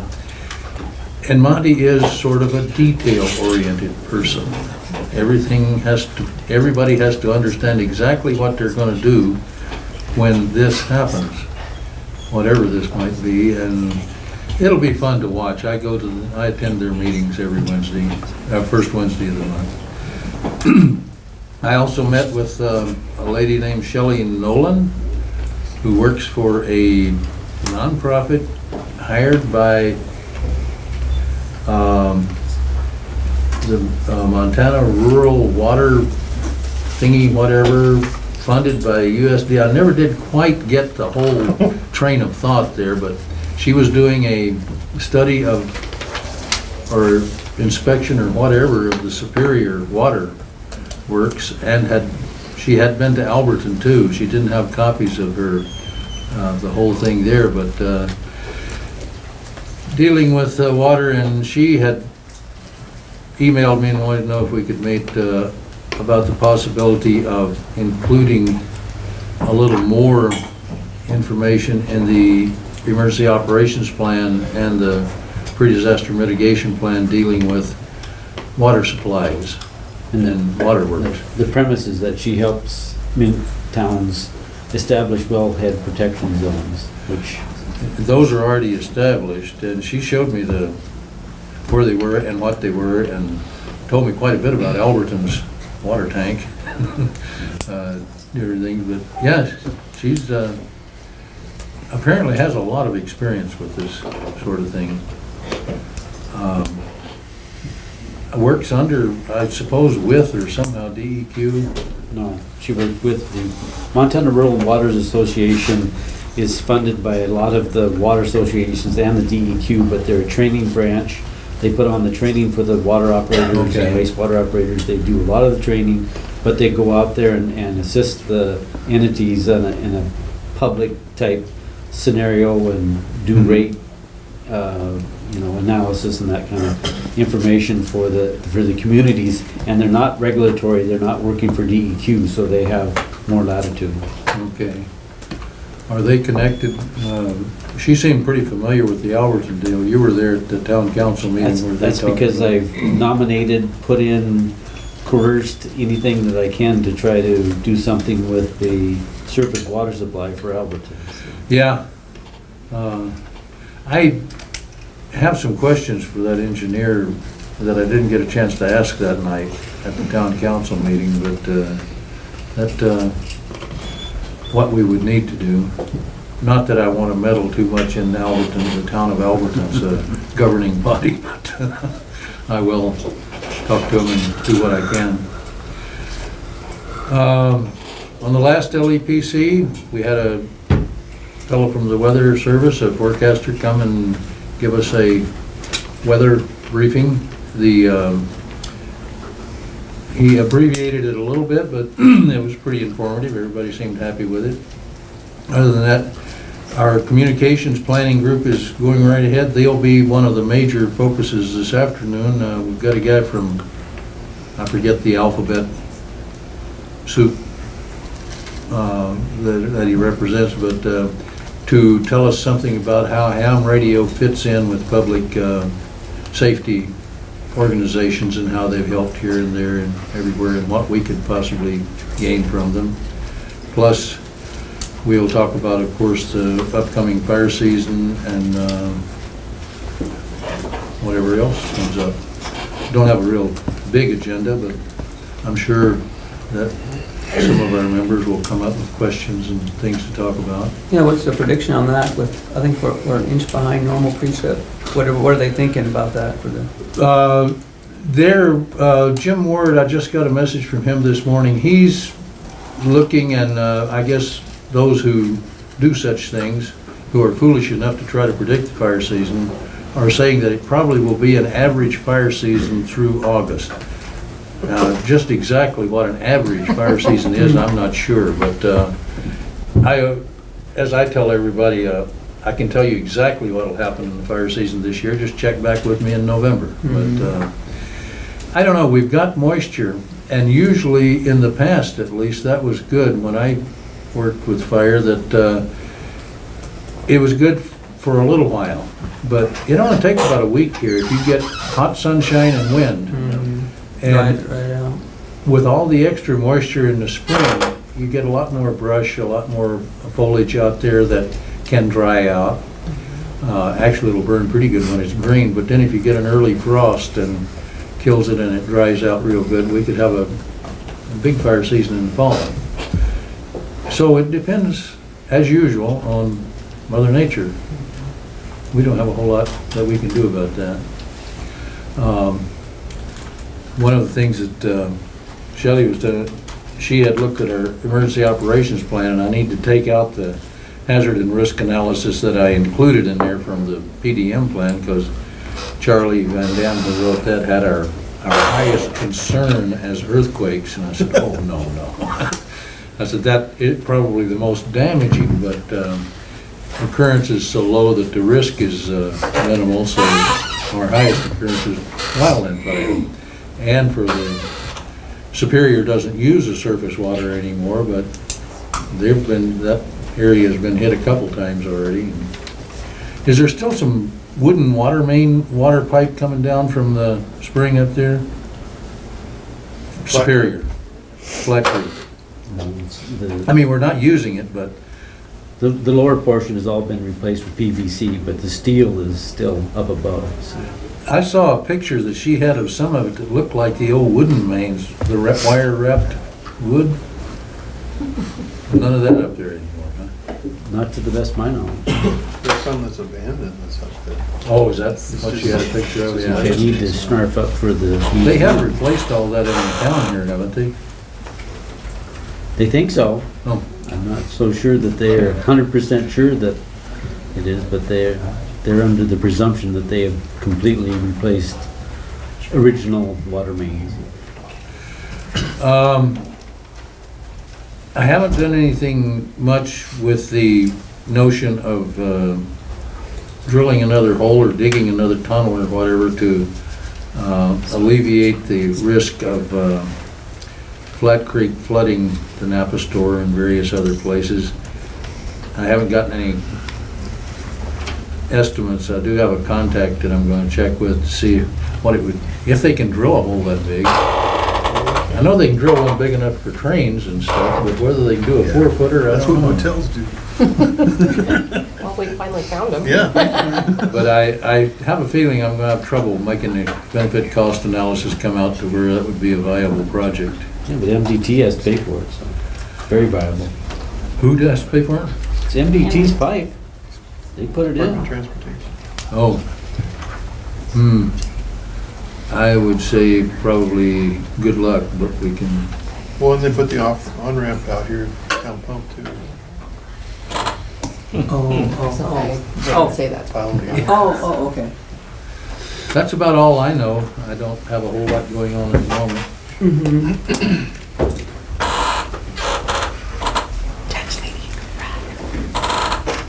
Mo.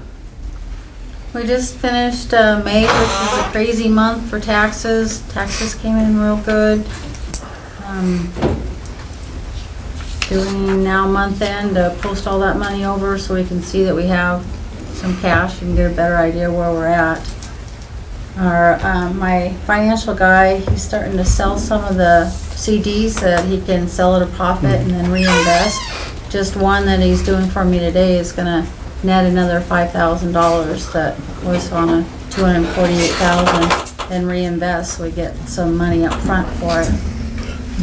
But my biggest thing right now is, yesterday, Chandel turned in her resignation, and it is a direct result of last year's the way we did salaries. And I know right now money's huge and people's wages are all at the front of our minds, but you as commissioners need to be really conscientious about how you decide to do raises, because one of the biggest things with Chandel and why she took her a year to figure out how to move, but was because of the way some people got better raises than others, made her feel that she was worth less than someone else. So when it all comes down to it, you gotta think about the whole picture and not just maybe one department that has a little more money than the other. And then I can see remodeling being done and stuff that to me is frivolous when our employees are more important. And if I can't keep employees, all I'm doing is hiring, training, and then they're out the door somewhere else they can make more money. I know we're in Superior, but we need to keep the good employees we have and not watch them go out the door. Because I'm losing a really good employee and it's hard. Thankfully, she gave me two months' notice. So I don't know where I go with, can I hire another clerk? Where am I at? I don't know when we need to discuss that, but that's where I'm at. I don't mean to be emotional, but it makes me very emotional. And that's all I have today. Jessica, I skipped you. Did you have anything? Just real short, we have the budget worksheets out to all of the different departments. It's just a little bit different format this year. And then if I'm hoping to just get it back by June 15th.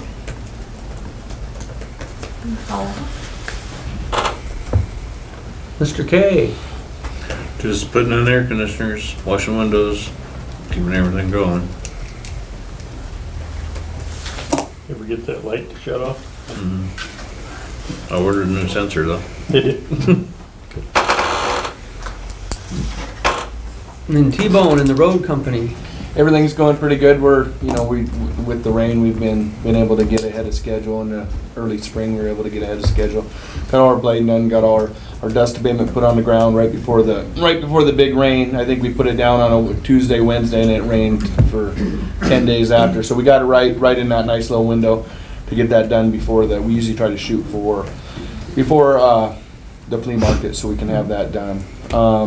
Next week we'll be hauling gravel. Mr. Gould's got gravel on the ground this week, so we're going to haul gravel next week, and I will have probably by next, I believe you guys meet on Friday next week or Thursday maybe.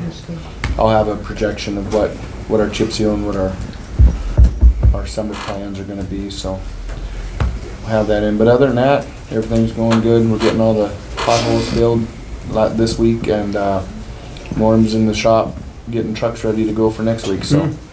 That's kind of where we're at. We're on schedule or ahead, so looking good. Is the price of your road oil way down? No, it hasn't Really? dropped. It went from, and I can give you the sheet. When I took the foreman job in I think 2004 or 5, it was $250 a ton, and then it went clear up to $800 a ton or $790 at one point. And then went back to $600 a ton. That's kind of where it's been for the last 4 years, right? That $600 a I ton thought mark. maybe it would come down with everything else. I haven't got a quote for this year yet, but I assume it's going to be right in that same ballpark. But yeah, everything's going good with us. We did get all the impound cars Moved out. I see. moved out to the I airport. wondered so- if you'd suddenly impounded a whole bunch more. Those Those are all the ones that were had been in our shop for, some of them have been there for 20 plus 10 years, heck, Yeah. I don't know.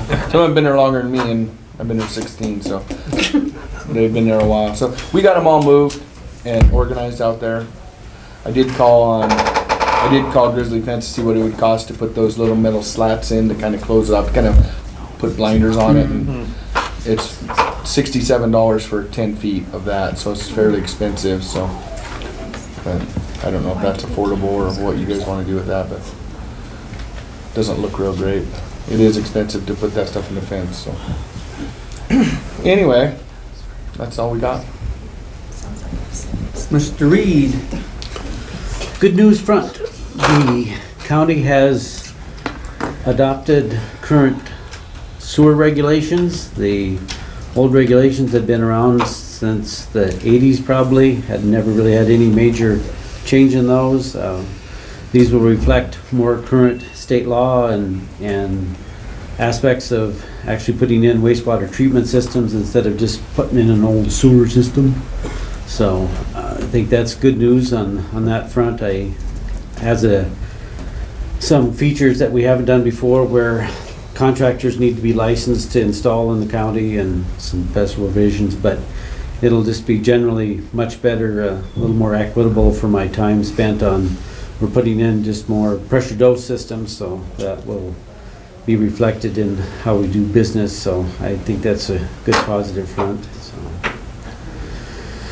The other, on the home front for sewers and stuff, there's a number of houses going up, number of new sewer systems going in, so it's kind of looking good. I've even heard some new houses being constructed, like spec houses that are selling, so that's a good positive move, I think, there. So a lot of remote, off the grid people looking at pieces of property way out wherever, and large tracts of land are still being looked at, so kind of get you running and going and stuff.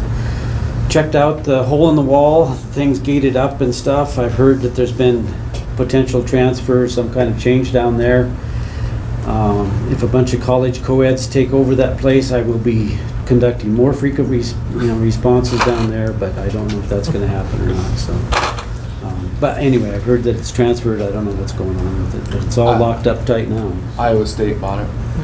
They didn't buy it, he donated it. Or donated it, whatever. Yeah. Iowa State has control of it now. Well, it leads to a real question of the 4 licenses that we have on it. What happens with the 4 licenses? So, 4 licenses? They have four public environmental health licenses on the operation down there, besides the public water supply, so you can't just walk away from it. So. Well, what about taxes on something like that? If it's, do you have any idea on that? If you read the deed is one of the hottest deeds I've ever seen. It's a new address, but it just says the hole in the wall something corporation or anything else. It's like it went from an owner to this unknown corp. I don't know where it is. I haven't decided to pursue that yet. Department of Revenue might have more. I don't know how they're gonna, all they can see is a deed, and this is where they're gonna send the new tax bill to until somebody claims something different. They'd have to make a claim against it. So.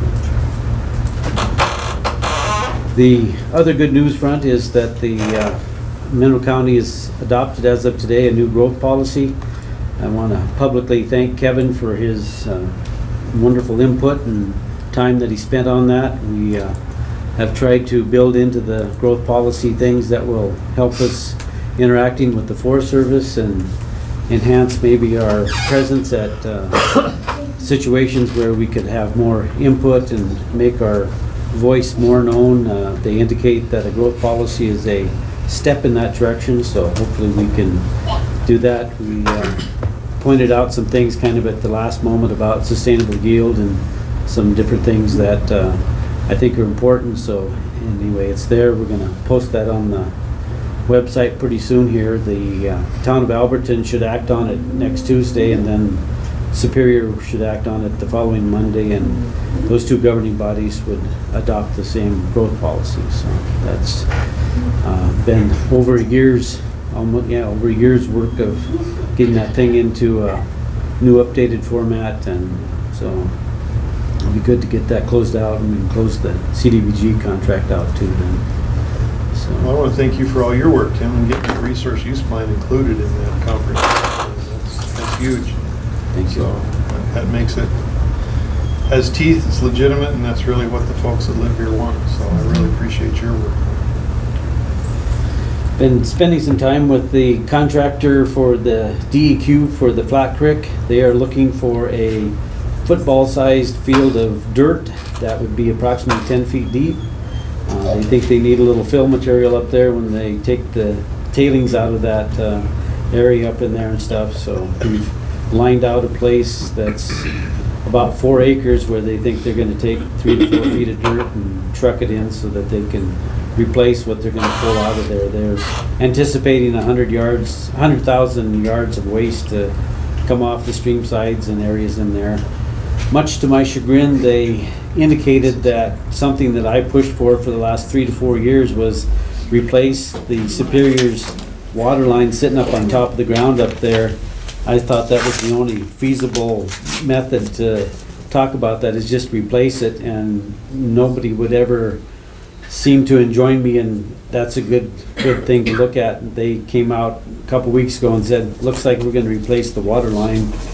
So I don't know what form, shape, I don't know if they're going to bury it, I don't know where they're going to put it, but still in the planning phase, so we'll see how that translates out. But anyway, going to be movement. They're going to try to have some final design criteria for the removal of the tailings by midsummer and go to a contract basis, and actually I think it's looking pretty good that we might see some local participation in that. So I'm hoping that we can. I'm hoping that 5 or 6 years of Haswalker classes finally pay off and do that. So it's getting kind of tedious to keep those things going. So went through the flea circus at a flea market at St. Regis. Things were pretty generic out there. Missed kind of one of the people that wanted to sell, kind of came in late, but chased around a little bit, but things were generally okay out there, so got that one done. Anticipating a little bit different weekend this weekend here, so a few things coming up. There's a interesting little project at the west end, I guess. It's called Silver Cloud or something. I don't know what they're all going to be doing up there, but a little music fest, and they usually have associated food, so I don't know what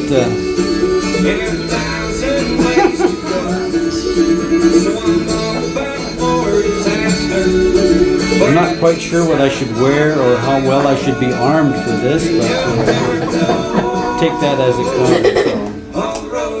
I'm rather concerned about the licensure of this hot I don't know how you actually license a hot pond, if that's just for the advertisement or they'll have something like that, but looks rather interesting. So anyway, that's You will keep an eye on it. yeah, we'll have to keep an eye on. So what kind of food are they going to be selling there? They haven't really told me a lot up there except the lemonade lady, so she's all concerned, and it seems like nobody else is. The lemonade lady is concerned? Yeah, she's called about 25 times that she would like to get licensed and get going. Who's that, Kavita?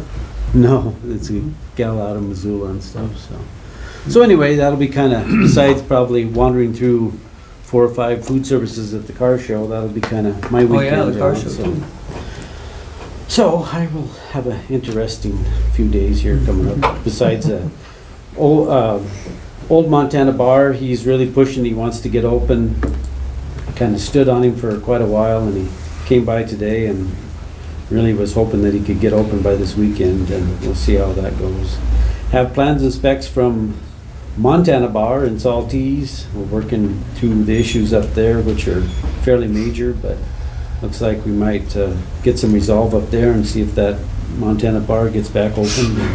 It's going to be a little bit of a change from what's been in the past, but at least it'll maybe get back and going on the street then and stuff.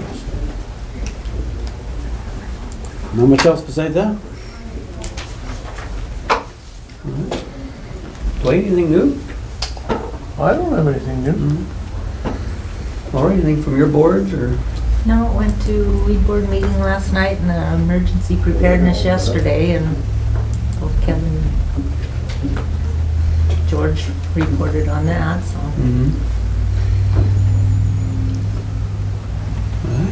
I go to buy board meeting tomorrow, so I don't have anything to report. Nothing new. Okay, thanks, Department Director. It's really not do it on longevity. It's a pay increase Based on. based on your service. Right. Yeah. It's an additional, so like that makes it confusing a Okay. little bit, but just so you know, so that was easy. But then if you go to, Get on there. so this is what I got emailed. This, and then I got emailed these 2 pages. This is it. So I should I be on didn't the do net. anything at all. You know what? Yeah, with shift or the holiday or uniforms, none of that. So then I have just this page, and I'm assuming, and this is where this could all be wrong, is, Okay. so are they asking them, so like, least you're if I'm a connected to brand the new Mhm. dispatcher, That's what they started. And so, okay, here's that's my- my starting wage. Okay, in addition, You can't go through the internet. then they wanted this Yes, I can 1% to check my longevity. email. Mhm. And that's true longevity. That's based Right, on years right, of service, true. you would have the base and you would, Spend it all down. okay. Mhm. So then this is pretty good. Mhm. So then if you look at this, you know, It's processing, so. I don't want to do it. Not respond. so this is really what it would have Click on cost us, roughly, Oh, here we go. just with the, Okay. the Now, 50, let me try this. you know, the 50 and the 70 cents. And then It's- this is what it costs, just the salaries. This Initially. it doesn't even Startup. include, does not include the 1% longevity or other requested increases, so it doesn't And include. subsequent. Oh. No, I mean, does it include the subsequent years? Or- No, so this is my understanding, so this is how I looked at this. Oh, it just So if I- begins that way. Yeah, so I start here at 51, but as soon as I get to 6 months, I go to 55. So this is just how their raises Sounded fun to me. Huh? That's what I'm saying. That's not it. These are years down the road. Let's see if this works. Oh. No, I don't think, that's not how I'm looking. So like I looked, say this person has been Oh, here. you're, so the initial start based on this, and then, That's what I'm. okay, and then around. That's how I looked at Okay, it. okay. Right?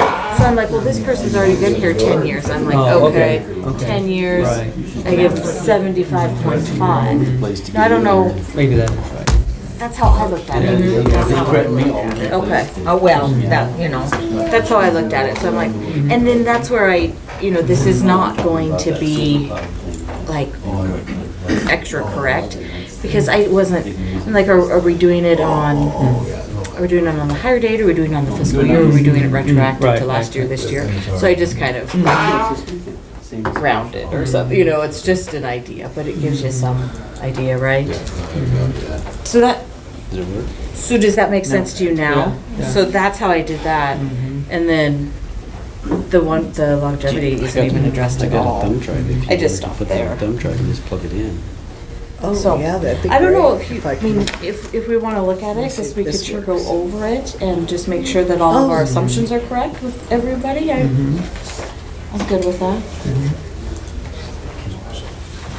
Should we deviate that? I think she can Okay. get to her. Did you get her email? It's pretty hard. If you want a thumb drive to Durango, just plug it in. So normally we don't deviate from our schedule, but I see a lot of people are here, so, do we have, maybe we can have a motion here to deviate from the schedule and allow the finance officer to give a quick presentation of the people in the room are probably interested in this, so. This is Is that why people are here, or may I ask? I'm willing to adjust the schedule, I'm just trying to understand what the need is, Okay, good. or what the request is. But this is Charlie. Because our schedule, Public comment Oh. This on. is my Yeah. email, which does this now. okay. Okay, well, it'd just be 1 o'clock then. At one. Yeah. Okay. All right. I'll be back at 1. So this is when the floor is open for the public to make comments if they'd like. So we may not always be able to make deciding decisions or answers, but Oh, I thought you were doing something that we were all going to listen to. Well, I can. You guys can start though. The commissioners just asked me to come up with kind of a dollar analysis of what they were proposing and then what you were asking for. So we can kind of see, you know, where there's room or, you know, something. So I did do that. So we can start with that if you guys want, or? Sure. Is Okay. that something you can email to us too? Well, I want to go over it first because Okay, go ahead. I asked our Dan Johns, I guess, yesterday to email me what exactly you guys were asking for, and I'm not sure if I even understand first exactly if I have it correct. So before we get too carried away, I wouldn't mind going over the spreadsheet so you guys can say, yes, that is correct, or no, that's not correct. That's what I was thinking first, because that's my thought process at least. Okay? Sure. Okay, so let's do that. So let's see if we can. I'm just gonna have to sit there for a second. Yeah. Is it not working? Well, should I ask questions while you're getting it to work? Yeah. Okay, why don't I start with a couple of different questions? Part of what I was told by my supervisor was that the budget was not even actually settled until October. So I know that there was a comment that it took us so long to get to the bargaining table. But when the budget wasn't settled until October, that's when we knew what you were willing to give us. That was the 50 cents an hour for everybody under $10, 70 cents for the, I'm sorry, 50 cents for over $10 an hour, 70 cents an hour for under $10 an hour. So that happened back in October. That's when this all started. One of the things that I was just told this morning was that Roman spoke to one of the reporters, and we've been asking for negotiations. We've been asking for them to be opened. We were told that you can't enter negotiations while we're on strike. Is that true? Oh, well, we could if you guys file with the state to go to mediation. We're not allowed to interfere with your right to strike. That's a worker's right in Montana, with the exception of a police department or fire department. So the ball's kind of in your court. We still want to work with you guys, so. And where is it stated that you can't open negotiations as well? I just don't know. Is there a statute number? I don't know. No, we can't. It requires a filing of with the Labor Department, a request for mediation. Okay, and I believe that's what the Missoulian had stated to us on Tuesday, was that you had said that you were going to do that. Has that been done? We looked into it, and the attorney told me that the phone works both ways, so you guys can do it also. But you stated to the Missoulian you were doing that. Have you done that? I Yes or thought no? he had already done it, and then found out it had not yet been done. It so. still hasn't been done? No. Okay.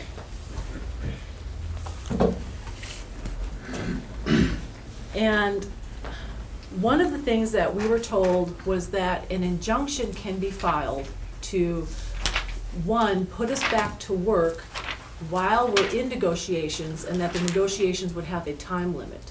Is that, am I misunderstanding what an injunction is? I don't understand.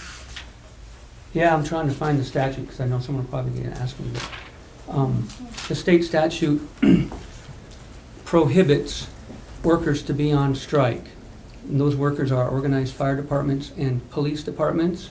It does not apply to other agencies like sheriff's departments. And in fact, the Highway Patrol several years ago went on strike for a while.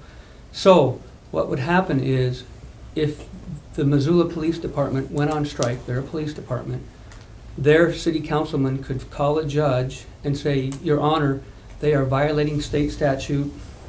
I haven't found it yet. Please file an injunction and compel them back to work while negotiations are ongoing. But since this isn't a police department, we aren't able to do that, and even if we did, it could be seen as interfering with your rights as workers to do as you choose. Okay, I would like you to find that Yeah. statute. That's very important to me. One of the other questions that had come up was, in the paper you had stated that the people were filling in were volunteers. Usually as a volunteer, you're not getting paid for that. We were told yesterday, one of the people that has been doing the fill-in is actually a county employee, and when she goes to fill in, she's making $22 an hour overtime as she's doing the fill-in. So is are the volunteers supposed to not be paid? Or, I don't know who said volunteer, that wasn't me. well, I think that's what was in the paper, was that you I- had volunteers filling those That may have been in the paper, positions. but it wasn't a quote from me. Okay, so it's okay to pay those people in Well, we in have those to. positions? We have to do all that we can during this time of dire situation. I mean, we couldn't expect anybody to come in there and work graveyards and everything else for free. So I don't know who said volunteer, but that is incorrect. They are being paid the same wages that you guys would be receiving. So as the beginning wage, the $9.41? Well, if they're or- a current county employee, then they're working at their At current their- county wage. So And then if she and if was they were making- retired, then they are working at what their wage was when they departed. Oh, And if okay. they are new, then they are just like everybody else, same structure. Okay, so if they retired and the pay scale was even less than the 941, they would be at least the 941, which is Correct. our beginning pay scale. Right. Okay, that's good to know. And just out of curiosity, as commissioners, how much do you guys make per year, per hour? I know it's. We're not hourly. Anybody else want to answer? I'm trying to look this up for you. Okay. I think our wage is what, 23,000 or something per year? Yeah. 23,000 per year? Yeah, I think mine's 22, 21, Yeah. 22. Yours are more because you've been here longer. And if you've been here longer, like this is your second or third term, would that increase be more?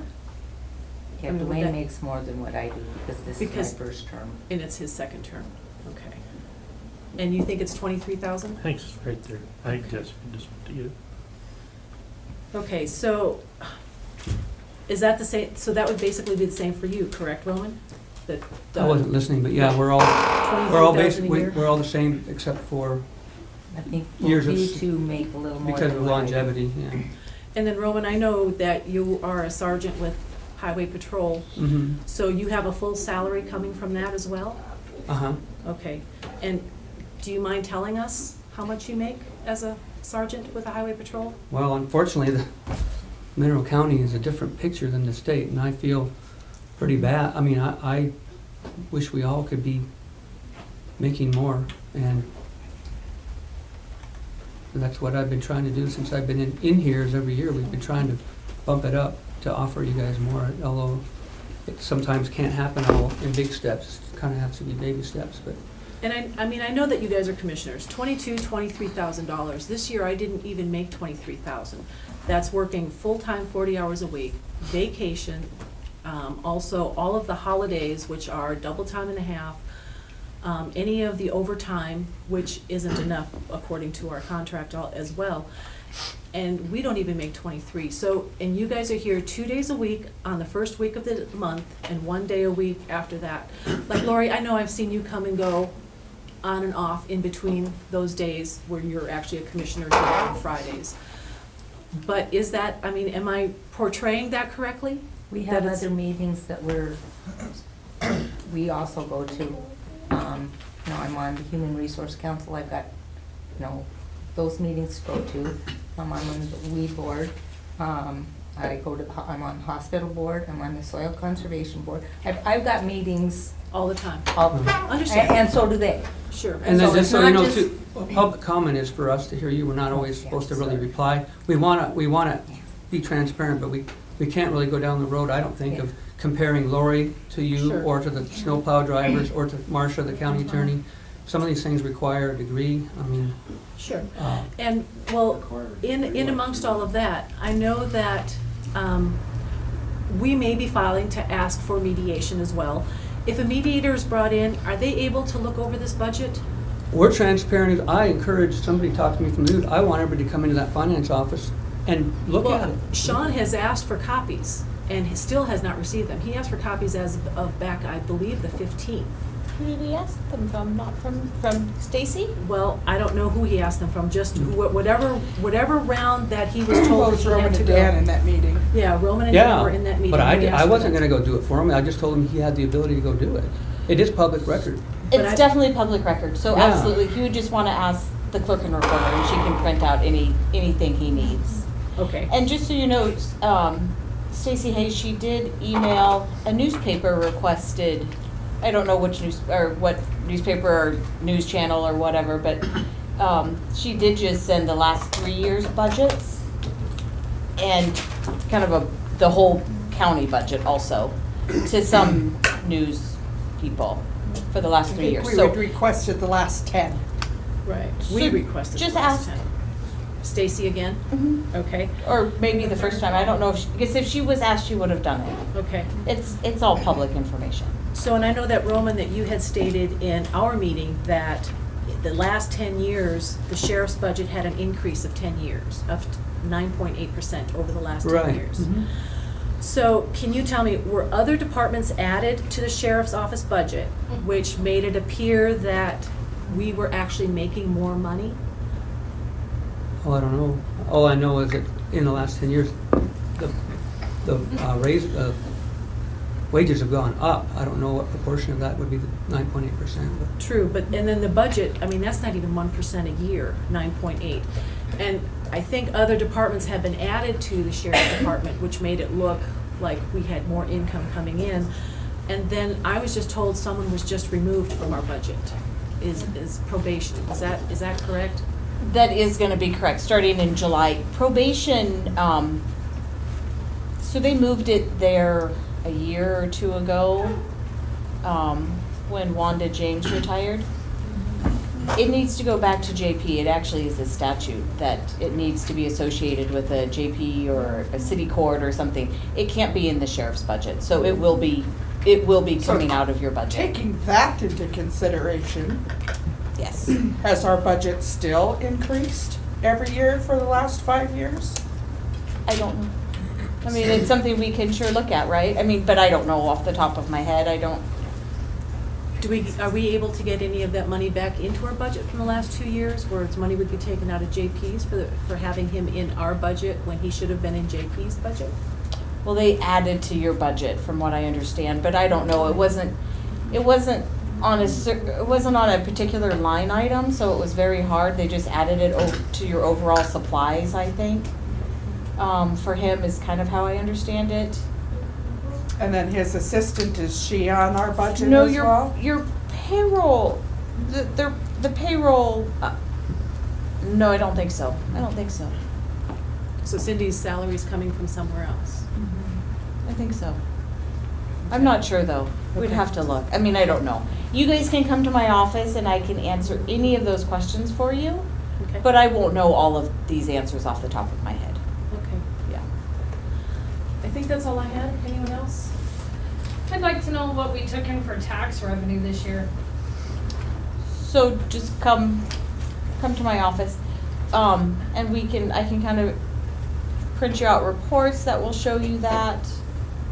Anything Can you you want. guesstimate? I mean, it was just in the last. I mean, if couple of this is days. public record, why are we having to go behind doors to get this well, information? that's where the machine is. That Well, I prints don't off have with the a- computer.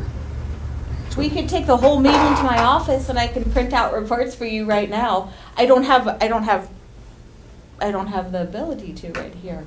Okay. Her office is not here. It's over I mean, there. And could you do that like after this meeting? Yeah. Because I'm sure Of course. everybody is gonna wanna know as well.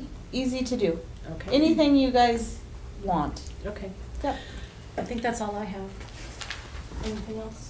Well, go ahead with what you have, and if they think of more questions, they'll have. Yeah, good. Okay. You want me to put it up there? I got it. Okay.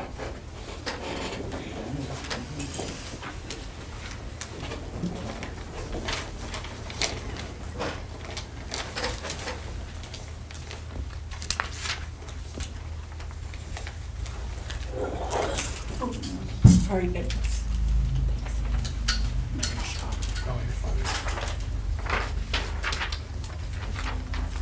I don't know. I don't know how well you guys are going to be able to see this, really. Can you see that okay? Not at all. Okay, so let's see if we can do it. We'll just make it bigger for sections here, I guess. Hold on. Do you have a capability of doing a quick printout right here on our printer? That printer's Can I? out of ink. Yeah, I We was tried gonna to print off some it, out. it's out of ink. And it was out of ink.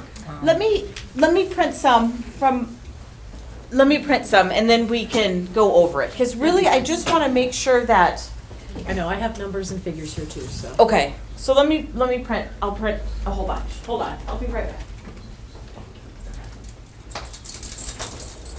If anyone else had any other questions? Go ahead. Go ahead. Can you state your name?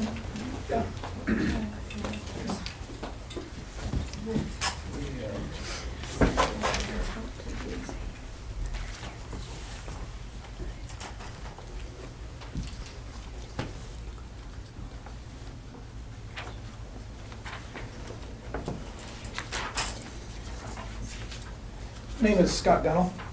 I've been a resident of Mineral County for 18 years now. I was a reserve deputy for Mineral County under Anita. The sheriff now, I think of him very highly. I think very highly of him. I don't like the idea that it seems like every time we turn around in this county, we have new deputies. It's very difficult for the sheriff to manage new deputies that come in and out. When I see in this report that we have some of the lowest paid deputies of any county, my wife and I just paid our property taxes here recently, and I realize after education, there's not a whole lot left for you commissioners to spread out. But I think with current crime rates on the rise in bigger cities, it's only a period of time with this interstate running right through the heart of us, that crime could happen here also. Now with this press that we've had, our limited amount of deputies, Mineral County's now out there. And I feel that according to what Roman said and what our commissioner's saying, that there's no money left over. We're short on money. That's what the press is saying. We're hurting on money. We don't have any more to give you. But I have a problem with somebody stating that. And I think somebody in your stature, somebody as many years as Roman's put in for the Montana State Patrol, Highway Patrol, I feel that he should be, as a sergeant, compensated fairly. But I have a little bit of a problem for somebody that's compensated fairly in that job.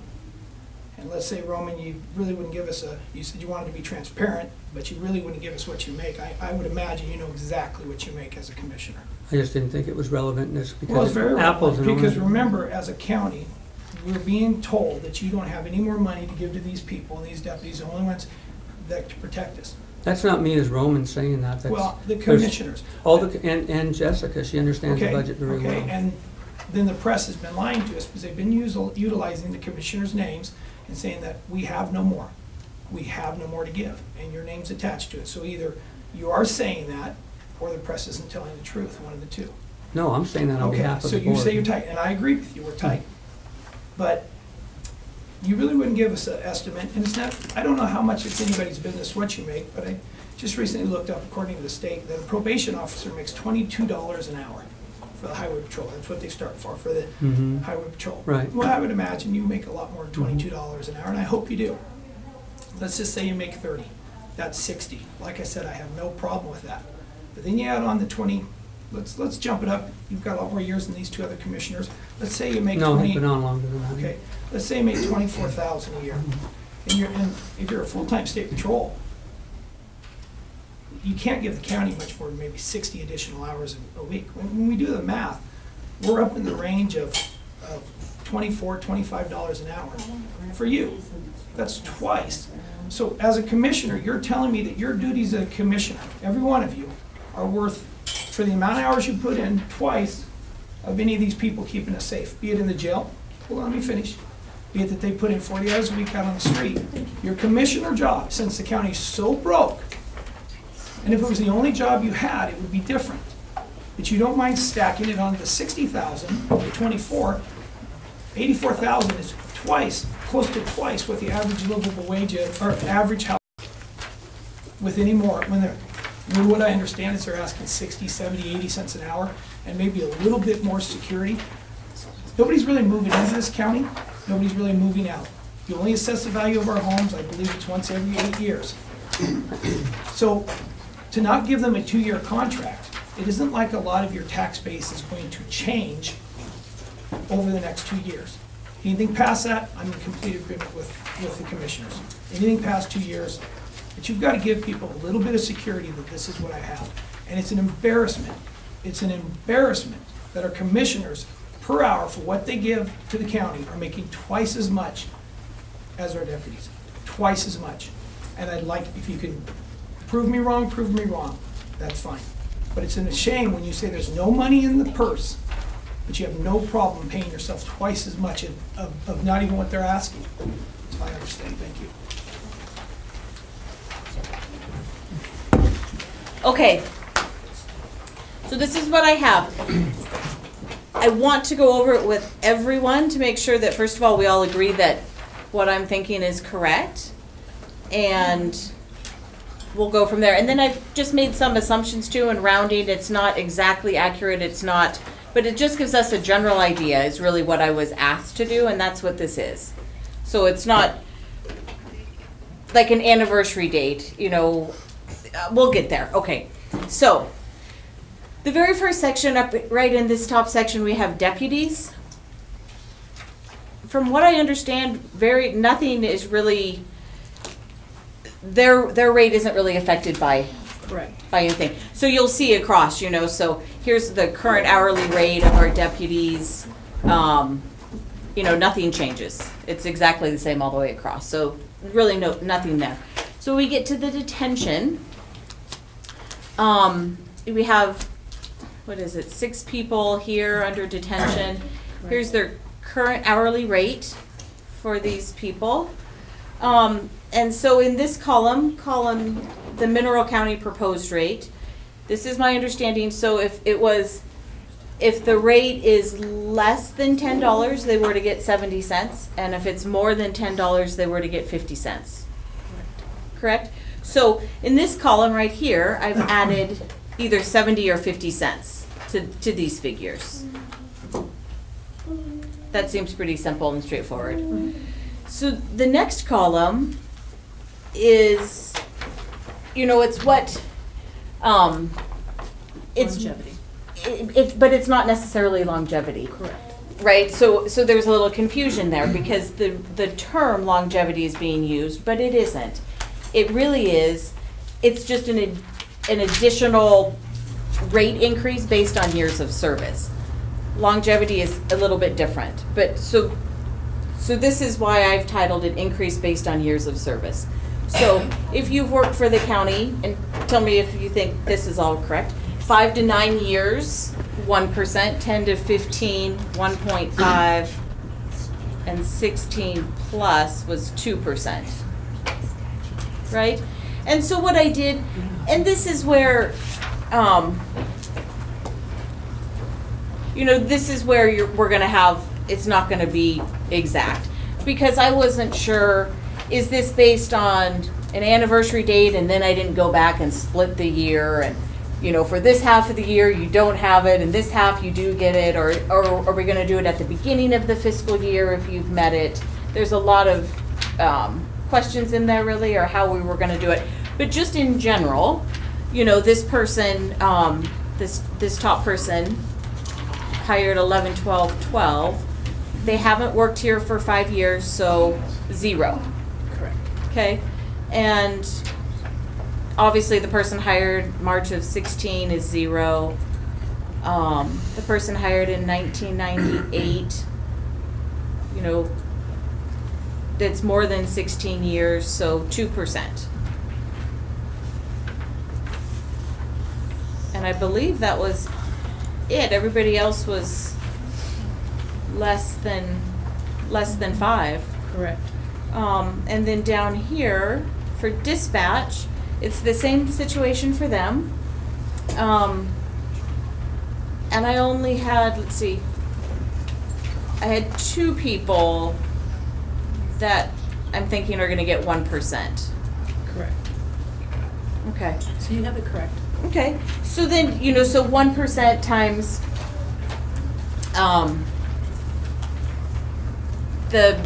and I gave it, I gave the 1% based on that increased rate with the 70 and the 50 cents. So this column, let's see here. So this column, the total county proposed rate is is what I'm thinking the county proposed. Correct. Okay. So there's that. And now, and we can go down. So, anyway, so all of that is an increase of $6.60 per hour. You'll have to follow along here. This is how I For did it. 16 employees, $6.60 per hour. Yeah, you can't count, you can't count those other, the deputies, because they're gonna be based off of the sheriff anyway. So 1, 2, 3, 4, 5, 6, 7. 11. So 11, for 11 employees. It's not quite correct. The second dispatcher down is making $21.75 an hour after all that. Is that correct? That would be somebody in management probably.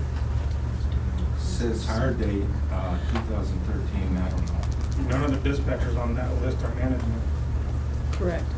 The 2175, Keith, Where do we that's. see the Oh, they're looking, 2175? that's the request from the union, that's not the county's. No, we're not there, we're not in Yeah. column, we're not in We're that not column over yet. there yet. We're in we're in total county proposed rate. Okay. Yeah. Good? Good? Still a misprint. Yeah, it's a misprint. Yeah, it's still a misprint, but that's okay. So we'll get to, don't jump ahead of the columns. Right. All right, sorry. So, okay, so $6.60 an hour increase for 11 employees, $6.60 an hour. I agree, that's what I'm thinking. So you multiply that times 2,080, and maybe some of these people haven't even been here the whole year. Maybe some of these people are only half a year, but we're gonna assume that that entire $6.60, we're gonna do it for a whole year. Just because this is just an overview, some analysis.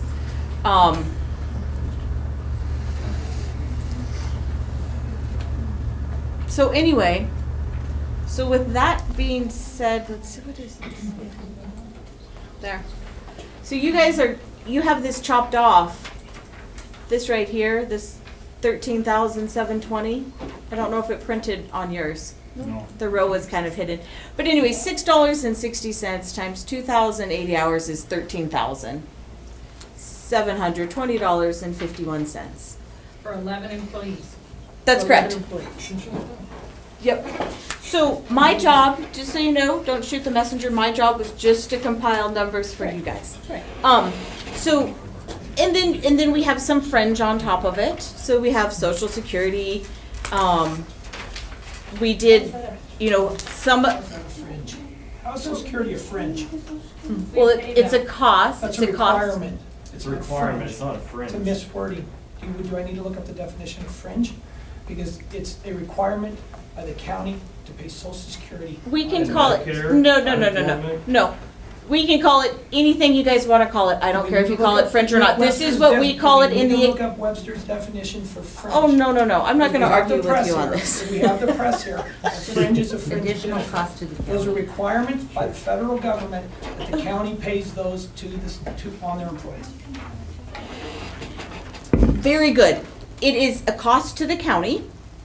So we are including in this analysis, so we have Social Security as a cost, retirement, which is an average because half of those employees are SRS and half of them are PERS.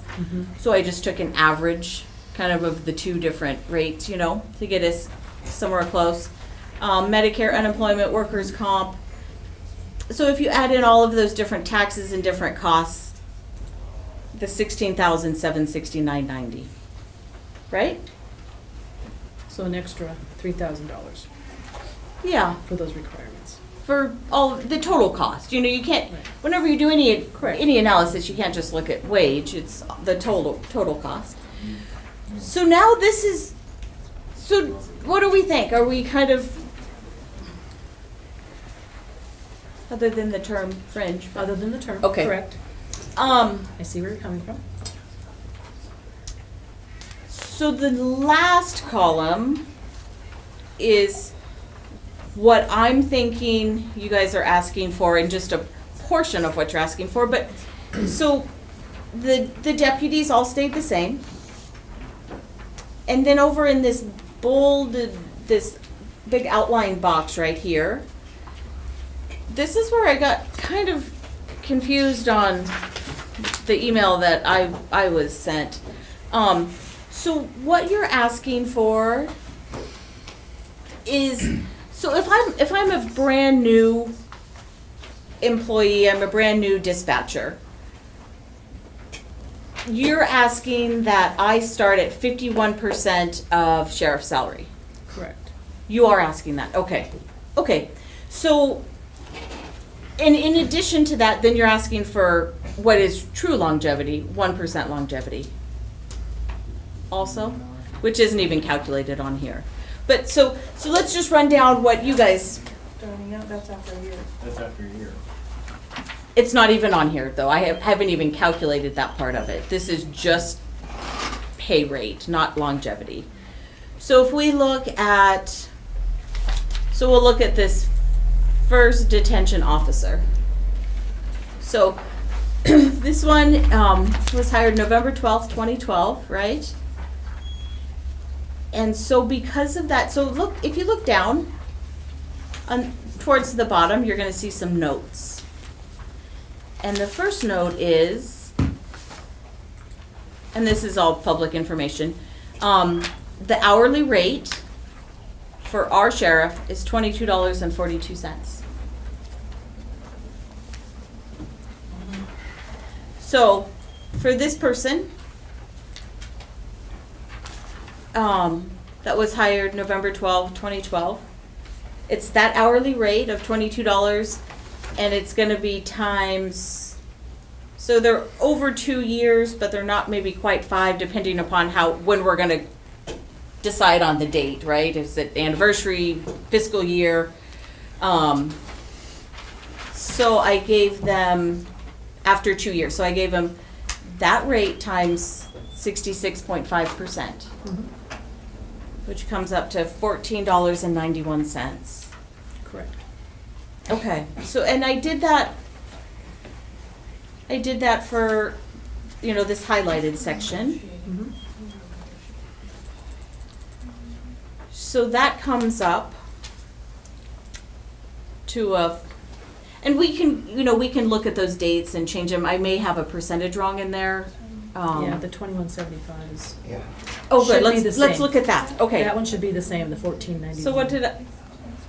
That changes the bottom line a whole bunch. Oh, it's minus, yeah, okay, good, very good. Also on the final dispatcher, you have listed his hire date. He actually started with the county in one department and then switched over after a while into dispatch.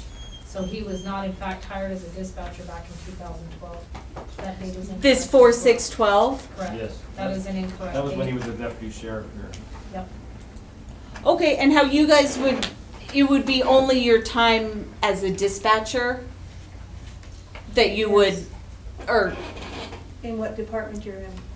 Not your total county time? not your total, okay, that's fine. Any idea when this person actually started in dispatch? I started in Is it- April 12th, 2015.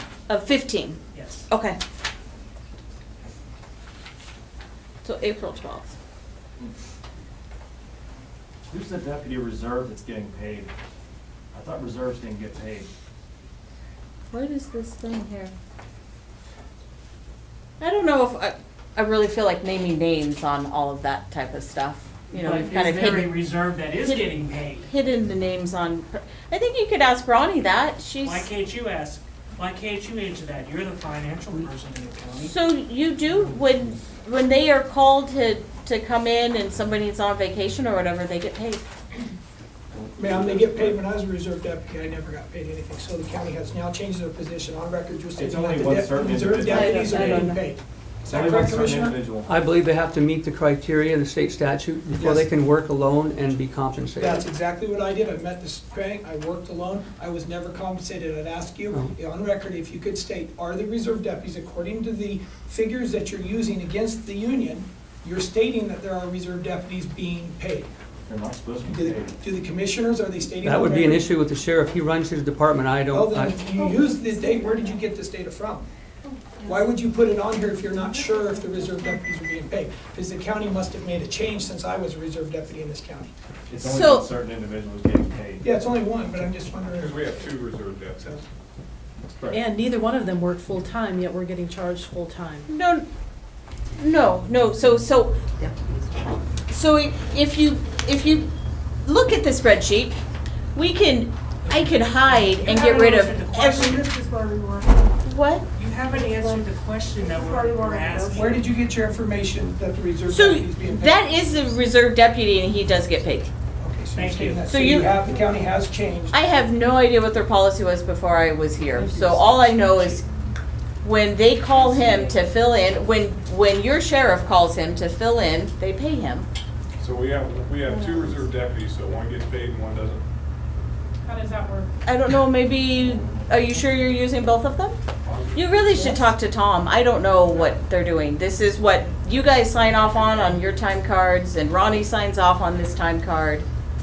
You need to talk to them about that. I really don't know how they're running that. That answers a lot of questions, thank you. Yeah. That has, And the way I see it, this chart, I mean, no offense. You know, the county doesn't have money. You're getting paid how much an hour to take care of this chart that basically just, I don't know, half it's wrong, misleading, fringe thing. It's just a bunch of waste of money. Is that public information, how much you're paying this lady? The county is paying this lady to come up with a spreadsheet that's wrong. It's obvious that there are 4 lines up in the yellow there, the 2175 she's already admitted is not the proper. I'm just curious how much my taxpaying dollars are going to a lady that can't get a spreadsheet correctly. Is that common? Is that a hidden amount of money that you're paying her Well, hourly? first of all, we never intended to be as informative as we are, and Jessica's only trying to work off of the numbers that we're giving her. I mean, Transparent. yeah, we want to be transparent, that's why we're doing this, so that's try why I to, was asked to do it. try to but hold your you don't criticism have back if to. she got something wrong, because So- this only fell in her lap a little That's bit ago. why I- She To try to cited that work when with they everybody and started. work So with the hourly everybody. wage is not, I'm not allowed as a taxpayer in Mineral County to No, you are, require- okay. but she's not, she is a contracted employee and on an as-needed basis, so we may not even use her in the And future. you're when- telling me wrong, you have no idea. What she's about the getting paid. ones that are doing our jobs now? Are they contracted as well? No, they'll be No. W-2 No. employees. No. So they're being paid. How much do you make an hour? They are So being paid. we've been They replaced. get $65 an hour. That's what they're paying me. And do we not have an accounting department up here in the courthouse that does this stuff? Can't What are really they address being that. paid? So That's they're, just- I She can't just address all that, them though. don't get that total together. yeah, they are not volunteering. They are getting paid to do dispatch and, No, I'm not even talking about the dispatch. I'm just saying, well, you had another question up here also. Okay, so you're getting paid $65 an hour, and how is that figure decided? I mean, was it in amount, or just out of curiosity? Were you transparent with the taxpayers about that figure? Yeah, she came in here. with- They advertised, We advertise. they advertised in the for us. newspaper, And they then went with out our to jobs, bid. were they advertised in the newspaper? Because you're paying With these people someone that are- to replace us. Correct? There's a detention officer on staff right now, a volunteer, a paid volunteer, correct? We didn't have time to advertise. It was too critical, short. The county had, the sheriff's office But has you've to do had what it. time to file an injunction and ask for a mediator, but yet you've thrown that back on us. No, we did not have time to file an injunction. We aren't Really? allowed to file an injunction. You just started, I thought I prefaced that, it's 39-31-501. Say that again? It only pertains to police officers and police municipal departments. 39-31. Yeah, that's what I thought was gonna happen. We never got that notice that you guys wanted to strike. That would have been a good time to go back to the table. But the and stay- contract's been expired for over a year, for almost a year, since July 1st. You've had all that time. And so have you. I have a question. The mediation is a He's a two-way public street. person. He doesn't work for the county. Well, I'm just a citizen. your I union do. representative had I that wasn't the one opportunity who asked the question. for the year. When we became employees, we were required to join the union. So if you have someone up there right now replacing us and you are paying them, they are now an employee. Have you required them and voiced to them that they need to join the union here pretty quick? It's a Mineral requirement. County never required people to unionize. I got hired. Absolutely. Absolutely, we were required. Absolutely. But that Took wasn't, our oath and That's signed not- our- that's not, Well, Yes, we can we did. get back And to we're the not spreadsheet regretting so them, then I we're can just saying, step why are out? the rules one way sometimes and then other ways other times? How is that? I don't get that. the county employees in the courthouse, the county employees in the library, lots of county employees in the road department, they're not union. It was not our choice to make anybody be union. We're not talking about the county employees altogether. We're talking about our facility, the sheriff's office. We are part of our union. When we signed up and got hired here, we were required to become a part of our union. So if you've hired people to work for us while we're on strike, are they signed up for the union as we were required to as well on our hire date? Or are you trying to force the union out of this facility? Oh, no, no. Well, you have scabs in there. Well, I don't know, really would be more of a Charlie question, but my guess is they're more of a, just a temporary, they're a yeah. fill-in. Critical You know, emergency.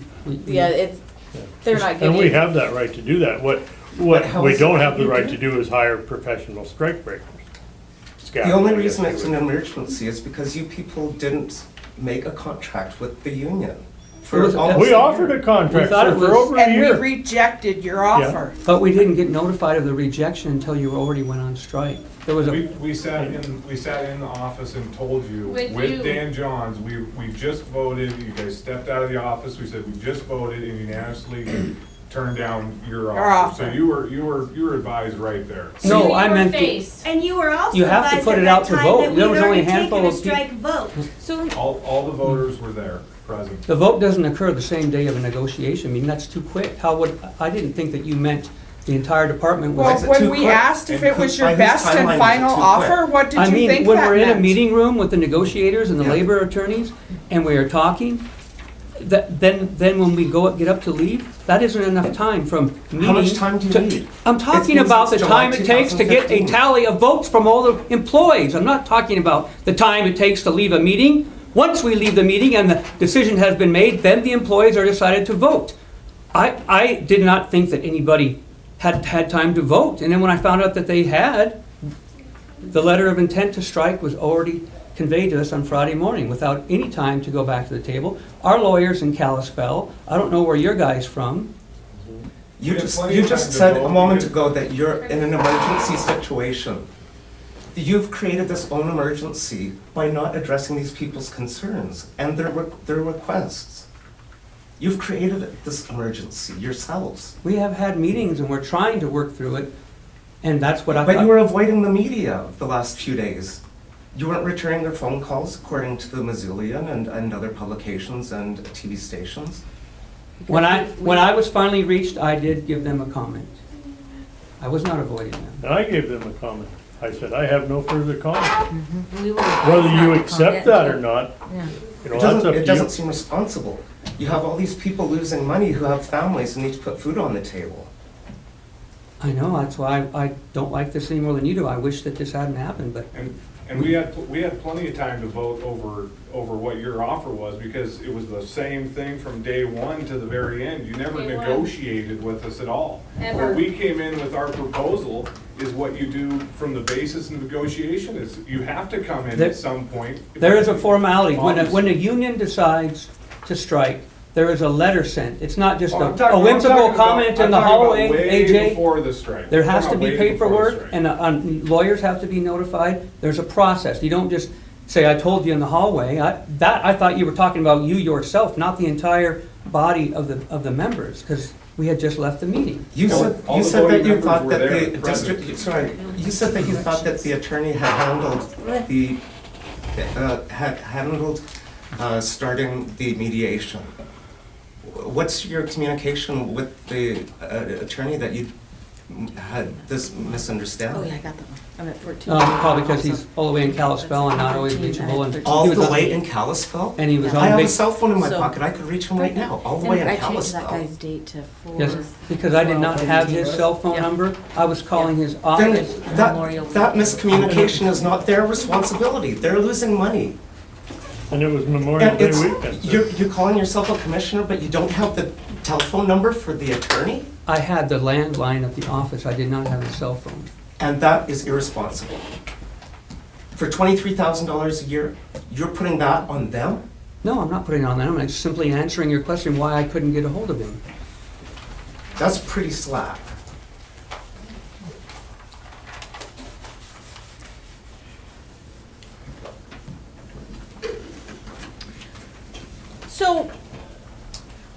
So we've made a couple corrections. We changed the last person's date, and then we changed this, the percentage over here. So now, I think we've kind of compared numbers, we agree. So the one thing to note, so the county, was kind of offering roughly this figure, and this is what, the $109,611 is what you're asking. But keep in mind, that doesn't include even that 1% longevity. Correct. Right? So the 1% longevity would be in addition to that.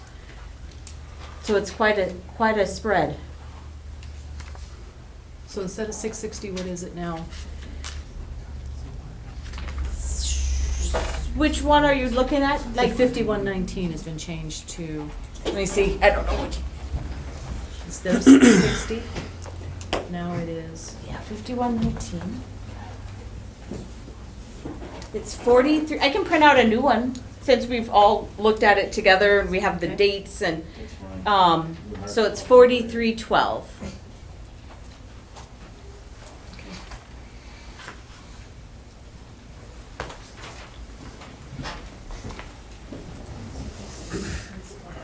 And just so you know, these figures in the yellow were reflected from Sanders County. We took Sanders County's, they got a new contract, I believe, 2 years ago. The percentage coming from each of these breaks, a higher date, a 6-month break, a 1-year break, 2-year break, 5-year break, 7, 10, 15, 20.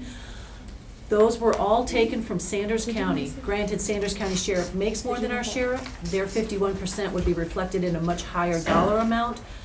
And we're not Sanders County, we understand that. That's why we were going by our sheriff. We were just taking Sanders County's percentage numbers. So that's what's reflected in those. Again, the commissioners have had my sheet where I've taken information from counties which were population-wise a little bigger than us, our size, and everything lower than us. And of all of those counties, our pay rate was the lowest. The one that was the next lowest to us, the higher date, the higher cost per hour was comparable to ours. But after a year, you're certified, you're post-certified, it went up to $14 an hour compared to our $10.81. That's what we were going by. We just went by Sanders County's numbers. Again, that would be something that we would work out in negotiations.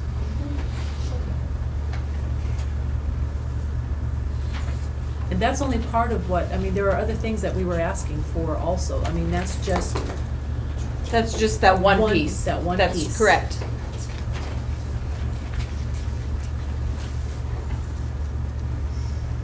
I mean, we would hope that we could get a longer contract. I mean, doing this year in and year out is exhausting to everybody. I mean, it's gotta be exhausting to you guys. Yeah. It certainly is to us. You know, the SRS payments used to be guaranteed in 6-year blocks, and now it's an annual thing, and the PILT money is always, they never tell us until the last minute. Unfortunately, that's when we finally know how much money we'll get and how much a value of our mill is. Well, and that's understandable, and that's why if the contract was only 2 years, granted that second year, if your monies for some reason didn't come in, I've only been here 5 years, they've come in the same every year. But if they didn't come in at the second year of a 2-year contract, we still go back to the table on that next year. But at least we have a little bit of a reprieve. of not having to do this year We in won't and have to out. work for nearly a year without a contract. Exactly.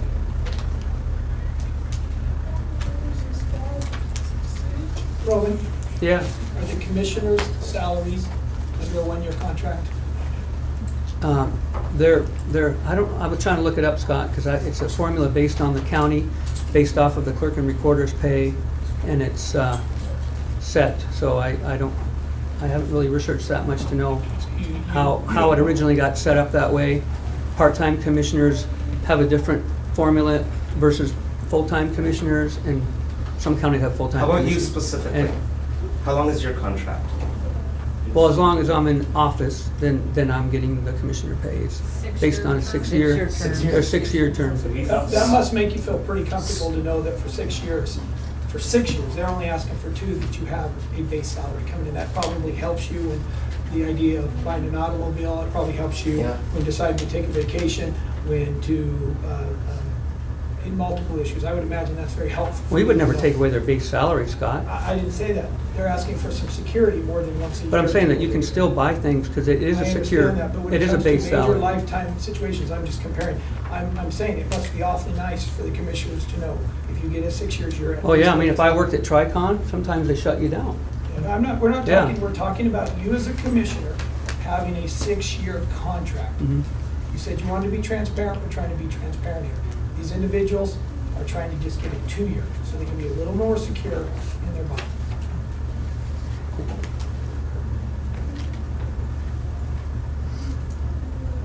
Could you live on your commissioner's salary with your kids and everything?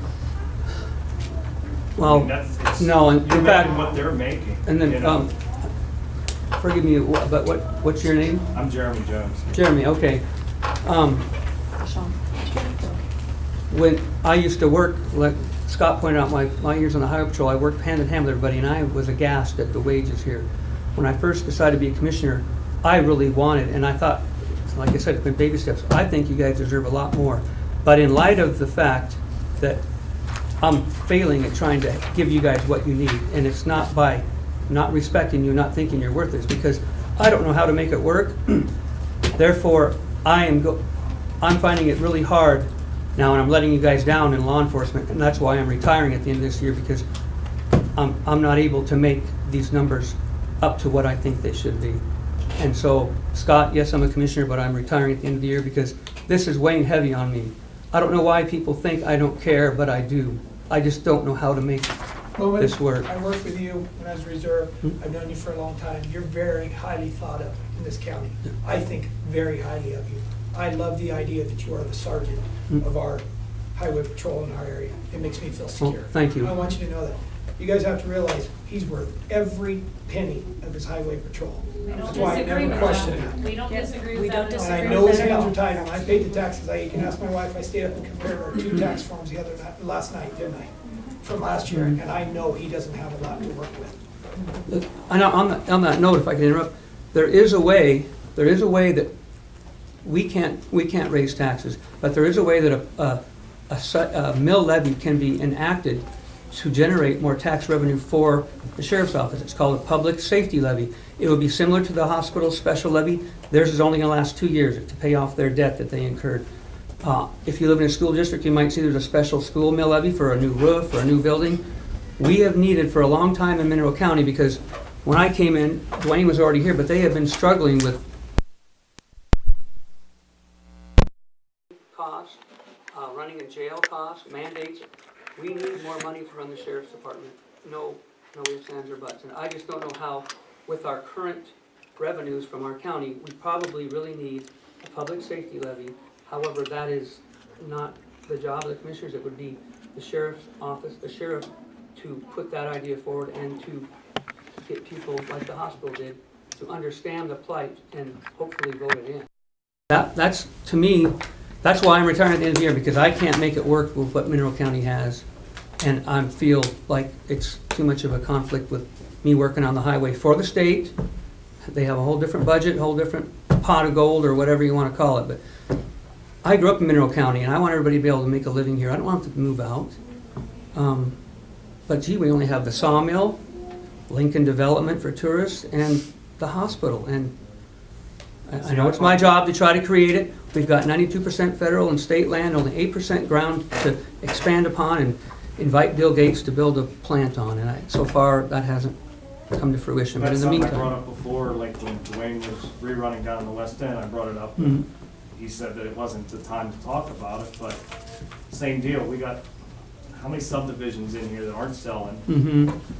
And how many, there's some empty land around. And back home, I'm from Pennsylvania originally. And back home, we had a town like this. The mills went, everything went, and they went down. What they did was they made light industry, brought in companies, brought in jobs, and the town's doing good. And they're not doing great, but they're doing good. They were able to sustain and still stick around. Yeah. What I'm saying is, can we look at, I mean, you know, say the homeowner or the landowner is selling these properties, we'll just say 100,000 each, there's 5 properties, 500,000.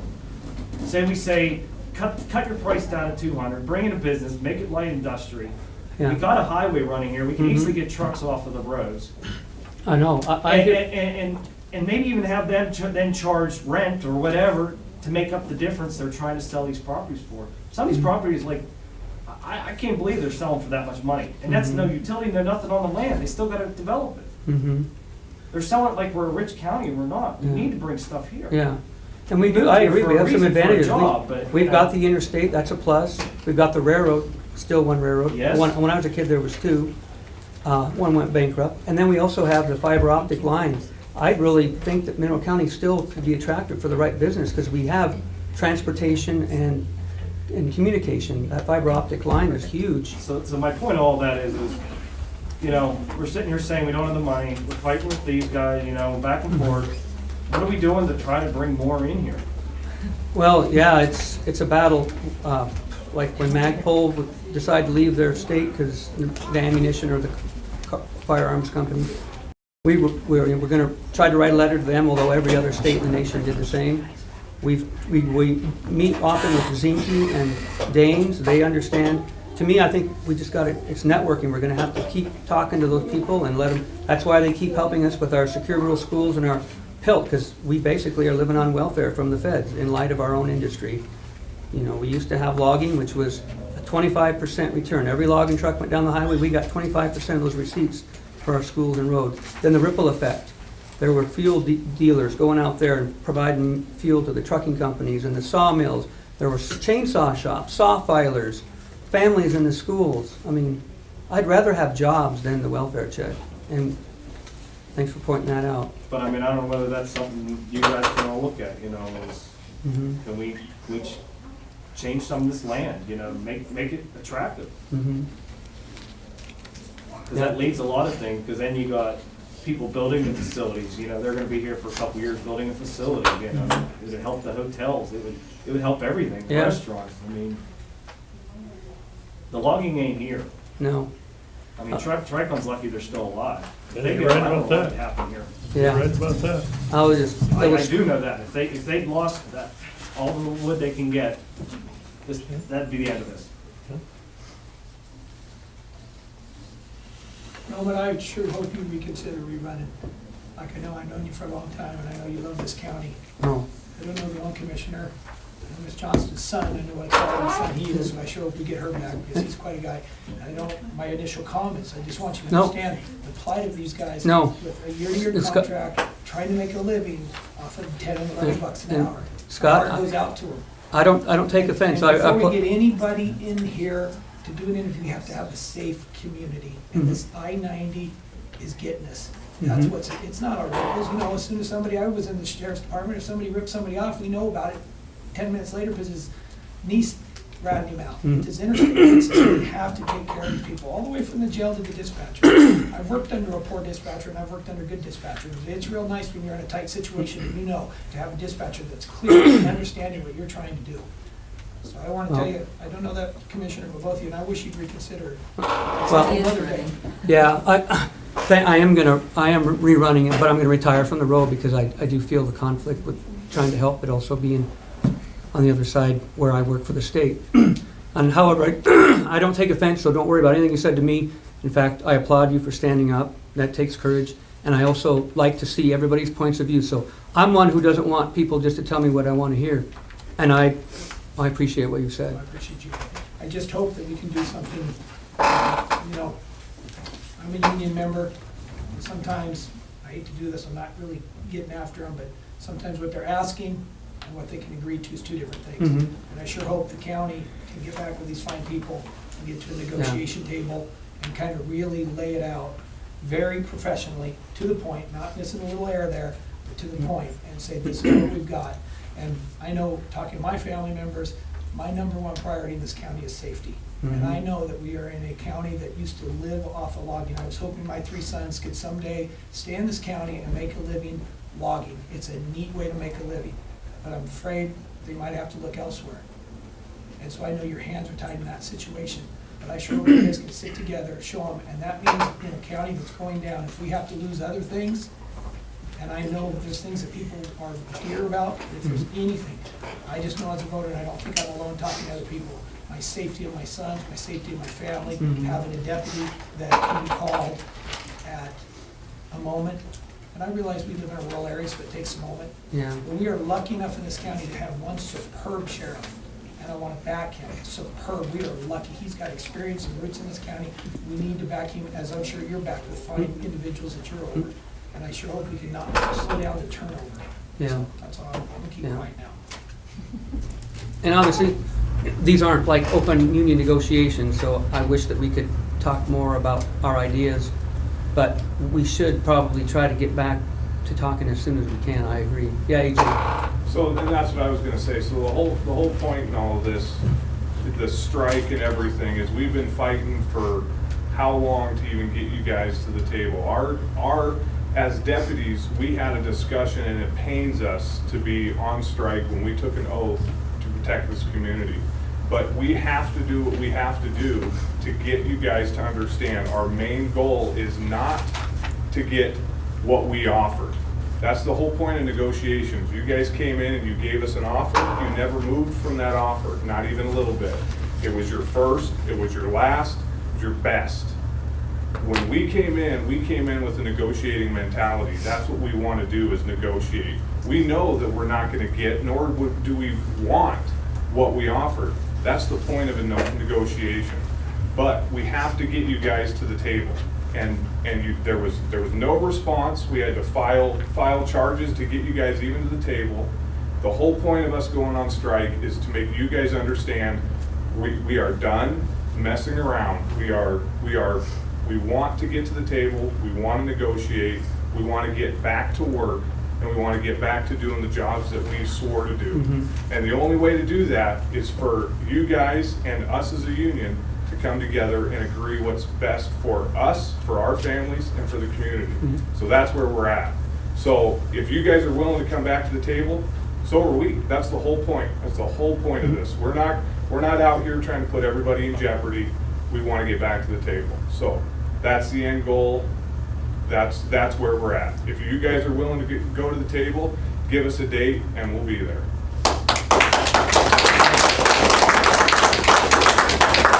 Do you happen to know what the timeline would be for a process? Like, if you guys were to talk to your union guy and get that request in, do you have, I don't know, myself don't know, do you know what, how long would it be before we could get together? Tomorrow? Tomorrow. We're It on could be? strike. Tomorrow, we'll all be there. Well, no, I mean, it has to go to the state, and sometimes they require immediate, I don't know. No. And if you guys are willing to go to the table, we will get on it right now. Yeah. We were informed that it was your guys' job to get to the labor board, so that's where we were informed. Yeah. There's been a lot of misinformation, miscommunications. But we've been right here. We've been right here. Yeah, but we can't go out there and approach you. It might be. Everybody else it could be. does. Yeah, but the union, it might be seen as we're swaying you. We're not. That's why we're not allowed to interfere with your right to strike, and we're not But allowed. Dan Johns could have contacted Sean Fontaine at any time. I thought that correct? apparently those guys weren't communicating because a big step was missed in all this. The big step was the notification that you wanted to strike, not the letter of intent that we're going on strike. So I agree, there's some big miscommunication even between our two people, your Fontaine and nobody. We need to communicate because we've always had our door open, and I know that he said we've got charges Then why filed. were charges required if your door's always been I open? called Laura, you called too, and they were, Yeah, they I were. called the Board of Appeals, and, because when I saw that on the news that these charges have been filed, it was like, it was news to me. I had, and so I called them and I said, if these charges had been filed, wouldn't we have been notified? And They what said I they were was either dismissed or withdrawn. withdrawn. Well, after And there Dan was no Jones- merit to the charges. So- And so, when I saw this, it was like, it was like a shock. It was like, Yeah. Well, when We you say there's never, no. we don't want to cross our arms and not talk to you guys. yeah. Well, when you say there's no merit, that's not true. Charges were filed to get Dan Johns to even contact us. Once he contacted us, yes, we withdrew the charges because now he's talking to us. But we had to file those charges just to get him, because Sean would send over and over and over, and Dan was not communicating to Well, Sean at all. I apologize, we never knew we didn't know that, I'm sorry. I've done this with family members because we are a family. We're a family of Mineral County citizens, and it is a unique place to live. So we can go back to the past and keep bringing up the past. Mhm. Right. I think the commissioners have agreed to a negotiation, and according to the union, and I'm not trying to be the middle person here, but it sounds like they're willing to go as soon as possible. So if you want a date tomorrow, you've agreed Yep. to the table. We want you That's where guys things back. are gonna get done. So I think instead of going back and why somebody charged this on this Mhm. person and why this person charged, all that does is bring up hard feelings. And we say, well, I don't agree with that. We are getting some serious traction. I feel a lot more comfortable as a superior, or Mineral County citizen, that I feel my safety department and my commissioners Mhm. are gonna work together. So I sure wish you guys could throw out a date there. I think your representative will look at, like you said yesterday, for tomorrow, correct? As soon as Right. possible. Yeah, we'll have to let the two. And I realize you said you had to jump through some state hoops to get those negotiations to the table, correct? Well, and they can do it too, so I'm gonna leave it, let you guys and. I'll be on the phone as soon as I walk out. And then the door. and then what'll probably have to happen is that the labor attorney and him will have to decide when they can, how soon they You were all can. for it. You are ready to We've always sit down been with for the it. commissioners and Yeah, we don't want you guys on strikes. Okay, thank you. Well, Thank you, I Scott. would like to, there's been some rumors going around out there that apparently I was supposedly flip somebody off, and that is not true. So we just I talked did about the not. past. Well, I know, but Talking about the past. I take it personally because No, I that's do not too. who I am. People Oh, I with know you're not. integrity take control of their actions. They apologize when they've done wrong. I would apologize if I did wrong. I did not flip anyone off. I'm sorry.